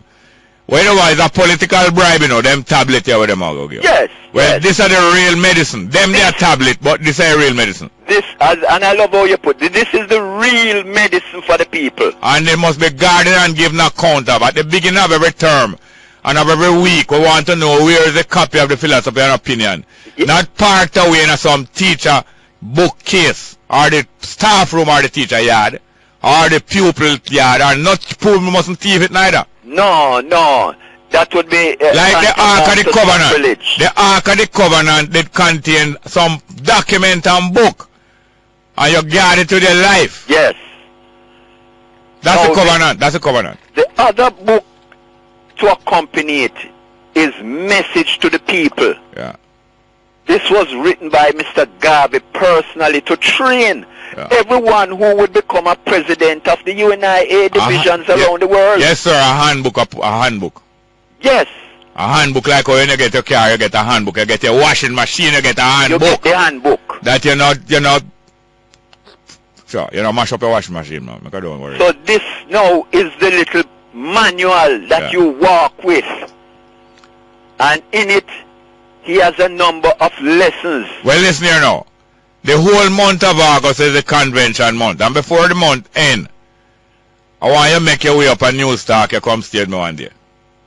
Definitely. Well, all right. We have to go ring off you now. Once I make that commitment. Thank you very much. Yes, sir. One love. Good morning and welcome to Straight Up. Hello. Yes, I'm here to blow in my trumpet because I hear certain words speak this morning and I have to blow my trumpet. Yes, sir. The stone that the builder rejected always come the head cornerstone. Yes, sir. I already said the land have taken away from the poor black people. No, this is a shepherd who is a prodigal son who make him way back home. I will not run him away. My way back home, but love me for talk, man. Love me for talk, man. Love me for talk, because we know say you love fat and we kill the fatted calf. Now shepherd did say him now come back here, you know. We not tell him sorry for come back here, you know. But him phone in one day and disguise himself like a lady. And this guy never work. Well, we welcome him back home like any prodigal son. Go ahead, shepherd. No, me not going to get fit out because you not allow me to express myself. But if you allow me to express myself, I will. Yeah. I heard you said something this morning. The land has been taken away from the black people, gives to the rich. And that's a fact. And when I really check it out to really see what takes place, who said, because I don't need have to call them, because every Jamaican educated. That land was taken away and given to Rollins. And we take the person who have the knowledge and love black people in this country and say this land belongs to the people of Jamaica. No Rollins, you can't get it. And take it back and put it in our people and Rollins go and print some pamphlets and talk about this, there are people in there you can't believe it and also not go so. And then you go back in there and start the land and laugh to the bank. And right now we there like a sufferer. Can't even eat a bread and them and dead butter, dead gone unless you see grandchildren and children. And we there suffer. Anyway, you don't even have the courtesy to declare at the border. That's last time you pass through the border, you dress as a female and is you and multiplying through you want all them with it. No, the reason why I do that. I will say another time that man talk certain things about the Thompson. So I just highlight certain things to tell him to look here. No, you're using up your brain and you don't want him to acknowledge. Say the old visa where you did dash way. You pick it up and brush it off and come back. I don't really bring it back, but you hear certain things that talk about certain people. Anyway. Anyway, this caller here. You could be a rich person. Anyway, this caller here, they declare say I'm not calling back this program, but we still not design. No, just calling back because me and a lady they talk about certain things. It's alright. It's alright. Anyway, we have to go to our next call. Put it back in our poor people. We have to go to our next call. Cause him renewing the visa, but him man has not renewing at all. No improve. But anyway, good morning and welcome to Straight Up. Hello. Morning, welcome Straight Up. Hello. Hello. Yes, ma'am. Morning. Good morning. How are you doing? I'm good. First time on your program. Joe? Nice. That's nice. God, you sound just like my brother. Joe? Yes, man, I'm a brother there, so just like him. Every time you hear me laugh. Hey, how him sound? Just like your voice. Yes, pan the history of Mr. Dean, pan the guy with them kill. Yes, ma'am. How can a man charge for a split and put him in a cell with poor madman? I like Because when we check it out, you know, the other mother come by TV last night saying, I look for his son and can't find his son. Yes. And I have his son, and when he hear from the radio say his son charge, he realize his son that jail lock up. Yes. But it come like Cain and Abel. Cain kill him brother and bury me in the sand. Alright. And then the good one come through and say, where brother? And him say, what you asking about brother? Am I my brother's jailer? A jailer him say no. Am I my brother's jailer? Am I responsible for him? And the good one said to him, say, you hear me now? Your brother blood calling out from the earth as a witness. Go ahead, ma'am. So when me say no, yes, Jerry. Yeah. If the madman then beat him, and the police then give him authority to beat them. Them responsible. Yes, sir. Them surely stand for that woman child. Sorry. And if me were in the authority, I wouldn't charge those madman. And the police then me a charge. Yeah. But I got the madman they free as catch. Yes. Me then I charge them. And you see if I feel me pitting now, let me tell you something now. Me no want a cheap casket, $1 million casket, no want. $1 million? Yeah. No casket can make up fee. Well, hear this now. You laugh? Hear this. Mad, mentally challenged inmate are charged with murder by mentally challenged jailer and police who is being supervised by a mentally challenged superior officer along policy set by a mentally challenged minister of justice and mentally challenged the whole cabinet mentally challenged. But when it comes to financially, them not financially challenged, you know. Thank you very much, here, ma'am. Yes, sir. Call again soon, here, ma'am. All right. Thank you very much.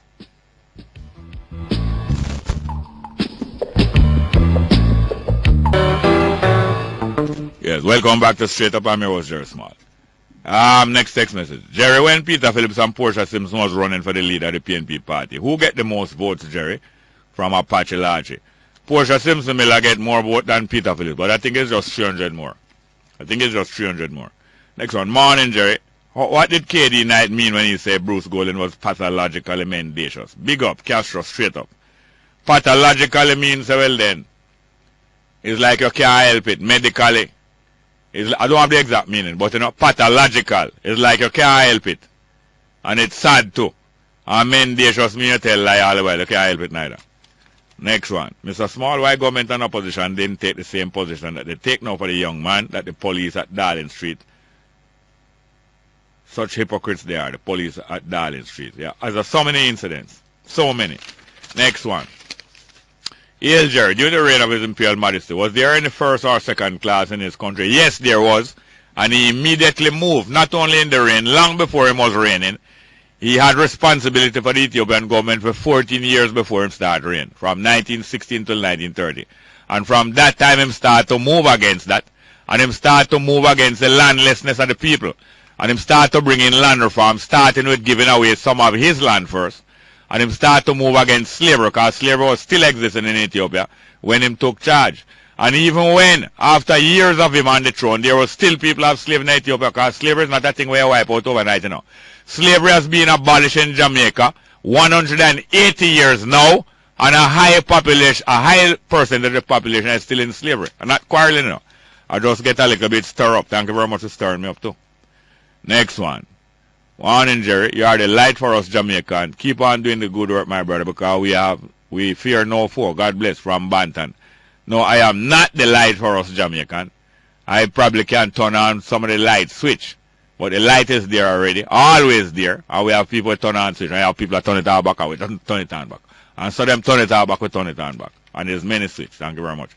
Next one. Jerry, when Michael Manley sent men, brigadistas, to get military training to come back and kill Jamaican labor rights, was that one of the great things he did for Jamaica, coming from Charles? Well, I don't know if a Purnell this, or if a Purnell's son, or some Charles. But Michael Manley didn't specifically send brigadista to come kill off labor rights, you know. Brigadista, yet some of them probably did do that. And the same time labor right was killing off PNP, and an innocent Jamaican citizen. Both Labour Right and PNP was killing off one another, an innocent Jamaican citizen, throughout the 70s, before the 70s, and since the 70s. Next one, the government talk about God every day, and yet still a fight against the ganja plant that God created. Who is the government to them? Who is the government to deem the ganja plant unfit for the earth? Who are they to destroy the plant? Are these environmental people, are the environmental people even concerned about the obvious eradication of the ganja plant? Stop killing the herb. Well, I can't say nothing against environmental people, because them do more than me. I don't want you to fight, well, I don't want you to fight against the environmental people just because some other people criticize them. Study the situation and find out. But the government only follow Babylon prescription and carrying on Babylon ways. And maintaining, and them want to use it to win election too. A pure brain them use. Anyway, Bongo, Paul Bogle died at 45, not 43. 45 years old. Next one. Good morning, Uncle Jerry. Wilson was on another radio station requesting when a man loves a woman. Wilson is in love. It's true. Next one. Jerry, do you think, for example, Australia would be a first world country today if the white man did not go down there? If it would be a first world country? It was a first world country before the white man go down there. The white man used Australia and turned himself in a first world. Because the Aborigines, you know what Aborigine mean? Aborigine mean first man. So that was the first world country. All of the people them got to place them first, like the so-called Red Indian. Them was first world. And then the white man they come climb on them back, come turn himself in a first world. So realize that these places was the first world. And the original world. And our white people, not only white people, but mainly white people, Europe, come climb on them back with a gun at them back. And make themselves in the first world. These places was the first world before Europe. And 15 man on a dead man chest. That's how them reach on top. 15 man sit down on a dead man chest. Not them chest plate, you know. On them chest where them live in them cabin. Because every one of the pirates have a cabin. And them have a chest in there where them take them loot. Because everyone, after them loot place, you know, them share up and each man put some of the goods in it, the proceeds of crime in them chest. So when a man dead now, one of them friend dead, them share up the loot amongst themselves. And the baddest one take the most. And left 2 little gold coin give you. 2 little French letter. Sometimes them real gold coin you get. When you think say it's a gold coin, when you take a stock as a prophylactic and a condom, you think say you get a doubloon, you get a 6 for a 9. Good morning and welcome to Straight Up. Here it is now. Jerry, no. Well, we have some more for reading, but I could take 2 phone calls straight up. Good morning. Yes, good morning. Welcome. Mr. Small. Welcome. You see the shepherd? Yes, sir. The man just get jealous because me too got jealous for you alone was having intercourse with all those ladies. You're peeping Tom, you're a peeping Tom. No, man, what I mean, I tell you about the intercourse with... And make a take back that because I'm not claiming like say. Make no false name. Because from when I was a little boy, I try practice not to tell lie on female what and what we do with them. Because most men we talk about what them do with female, I lie them a tell. And they must take themselves in hand, like what them always do. What to say? No, but trust me, those girls are so right. I mean, for me, I have a thing where I call it falsy or trashy. You know, there's nothing to me than see a black woman with her natural hairs. You ever see some women, them dark as ever, you see them, you look at them, they have no Indian features. Yeah. You look at them with this long bunch of trash hair. Yeah. Trust me, I don't like seeing it. No, and as we know me love, the short and curl is. Yes. I don't like to them shave them at all. No. But it's their priority, no. It's their priority. Yeah, man, it's their choice. But I can't tell them what to... But for me, I prefer seeing them in the natural look. Yes, and it's them feeling hot, so I can't tell them nothing to do. Yeah. No AC, no AC can't fit, so let them do the next bit. So that's it. Shepherd got a bit jealous by me call you and tell us that you're not alone. I've enjoyed it also. Well, thank you very much. Yes, sir. Thank you. Good morning. Welcome to Straight Up. Hello. Morning. Welcome. Straight Up. Hello. Hello, Jerry. Oh, go on. Hi, this man. 3 things. Yeah. First, the woman that called you see, and was talking about putting Malcolm X's book out at Tottenham Park. Yeah. I think she fooled me for a while because I thought she was just really pie in the sky and dreaming, but after a while I think she was pulling her leg. She was being sarcastic, right? You think so? Well, that's the only thing I can go. Can somebody be so far-fetched to think that they would do something like that? Anyway, next thing. The man that called and couldn't see the difference between the Chinese and the African and so forth in terms of their their present psychic state. It really was an eye-opener because it shows how deeply entrenched in the subconscious of Jamaican people is this post-traumatic experience. Post-traumatic denial. Post-traumatic slavery. And I'm a brethren. Oh, yes? But I can't take brethrenship on I can't take bread. Like how you know, I mean, I forgot cut you off the know, although you have a brethren. Tomorrow, man, come in early. Well, alright. Yes, thank you very much. Good morning, welcome to Straight Up, hello. Indeed, Jerry, quickly. Yes, sir. A man was released from court or from the custody of the police in St. Thomas yesterday. Yeah. And Her Majesty had to speak firmly to the arresting officer and pointed out to him that the man's constitutional rights were violated when he was arrested on the 21st of June. Charged for a little piece of burnout ganja spliff. Yeah, spliff, yeah. And they had him in custody for weeks. When he asked an officer when he might get in court date, yeah, he left his presence and returned and pepper sprayed the cell. What? That the man was in. Yeah. And he was in custody for 5 weeks. Terrible. The judge had to speak firmly to the arrested officer yesterday and dismiss the man sent forth. Yes. Well, thank you very much, yes, sir. Indeed. Thank you very much. Indeed. We have some more text messages here. Jerry, can a youth in Cuba wear his pants below his bottom? Let me tell you, there's something psychological wrong with black people. Now, if you believe that there's something psychologically wrong with all of the black people, speak for yourself, please. There cannot be something psychological wrong with all of the black people. So speak for yourself. I mean, I insult you, no. I only hold up a mirror in front of you and saying to you, so well then, we can't be like the dog on the bone. We can be, but don't be like the dog on the bone and assume so the other guy bone bigger than your one. Then if suppose the next guy bone bigger than your one. What that have to do with you? Him limbs can bigger than your one too. If him limbs bigger than your one, him bone must bigger than your one too. Next one, Jerry, good morning. Why in Jamaica I can't find a good woman to make life with? Everybody just want money. No, man, whole heap of good woman in Jamaica. No. Patience you need. Patient man ride donkey, and it's not only donkey. It's not only donkey, no, certain level. Next one, Jerry. Now that audit of the prison cells are requested by Bunton on behalf of the people, is now that you are going to hear of what? Prisoners inadvertently breaking out of jail because they don't belong in there in the first place. Just a thought, Jerry. Ray from Maryland. Yeah, Maryland and U.S. Nice. Next one. Good day, Mr. Small. It seems that you have a personal vendetta against Mr. Bunton. Please update us on a security minister that attacked crime in Jamaica. You seem to know a lot. Personal vendetta upon Bunton. Bunton himself will tell us I'm not a personal vendetta. Next one. Bless up, Bongo Jerry. Do you know how to contact the newspaper Standard? It has been advertised to start end of month. No, I don't know how to contact them. Next one. Jerry, every day come on radio and give a revolutionary talk. Keep yourself away and watch. But keep yourself away and watch. You are smart. Oh, coming from Peter. And for Peter Phillips. I want to thank you still. I want to thank producer Tanya Richards and production assistant Shoshana Daly. Not true. Not Daly, ma'am. And Kevin Williams, my technical operator, I want to thank Dan Drummond also. I'm going to play about Cuban blockade when them try block off Cuba from getting no goods. And because of the Cuban blockade, the people them start take care of them car better, make all car last long and tan on the road long. Cuban car tan on the road long and pass a corner properly in a Cuba and don't mash up no vehicle going around corner. Like the prize foul, the cock there. What name? Crash corner, what name? Break. What? Something about corner.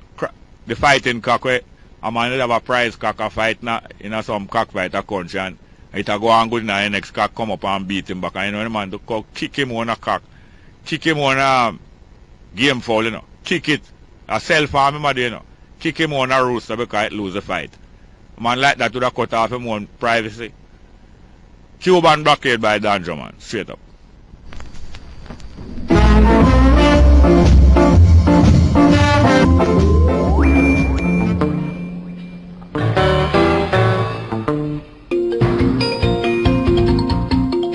Good afternoon. It's time for the midday news here on News Talk 93 FM. I'm Errol Lee. Coming up in this newscast, JLP legal advisor calls for end to fingerprinting of persons held on ganja charges.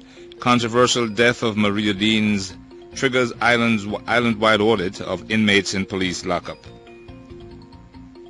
Injunction filed barring installation of JTA president-elect, and cartel and Gaza Slim conspiracy trial now set for October.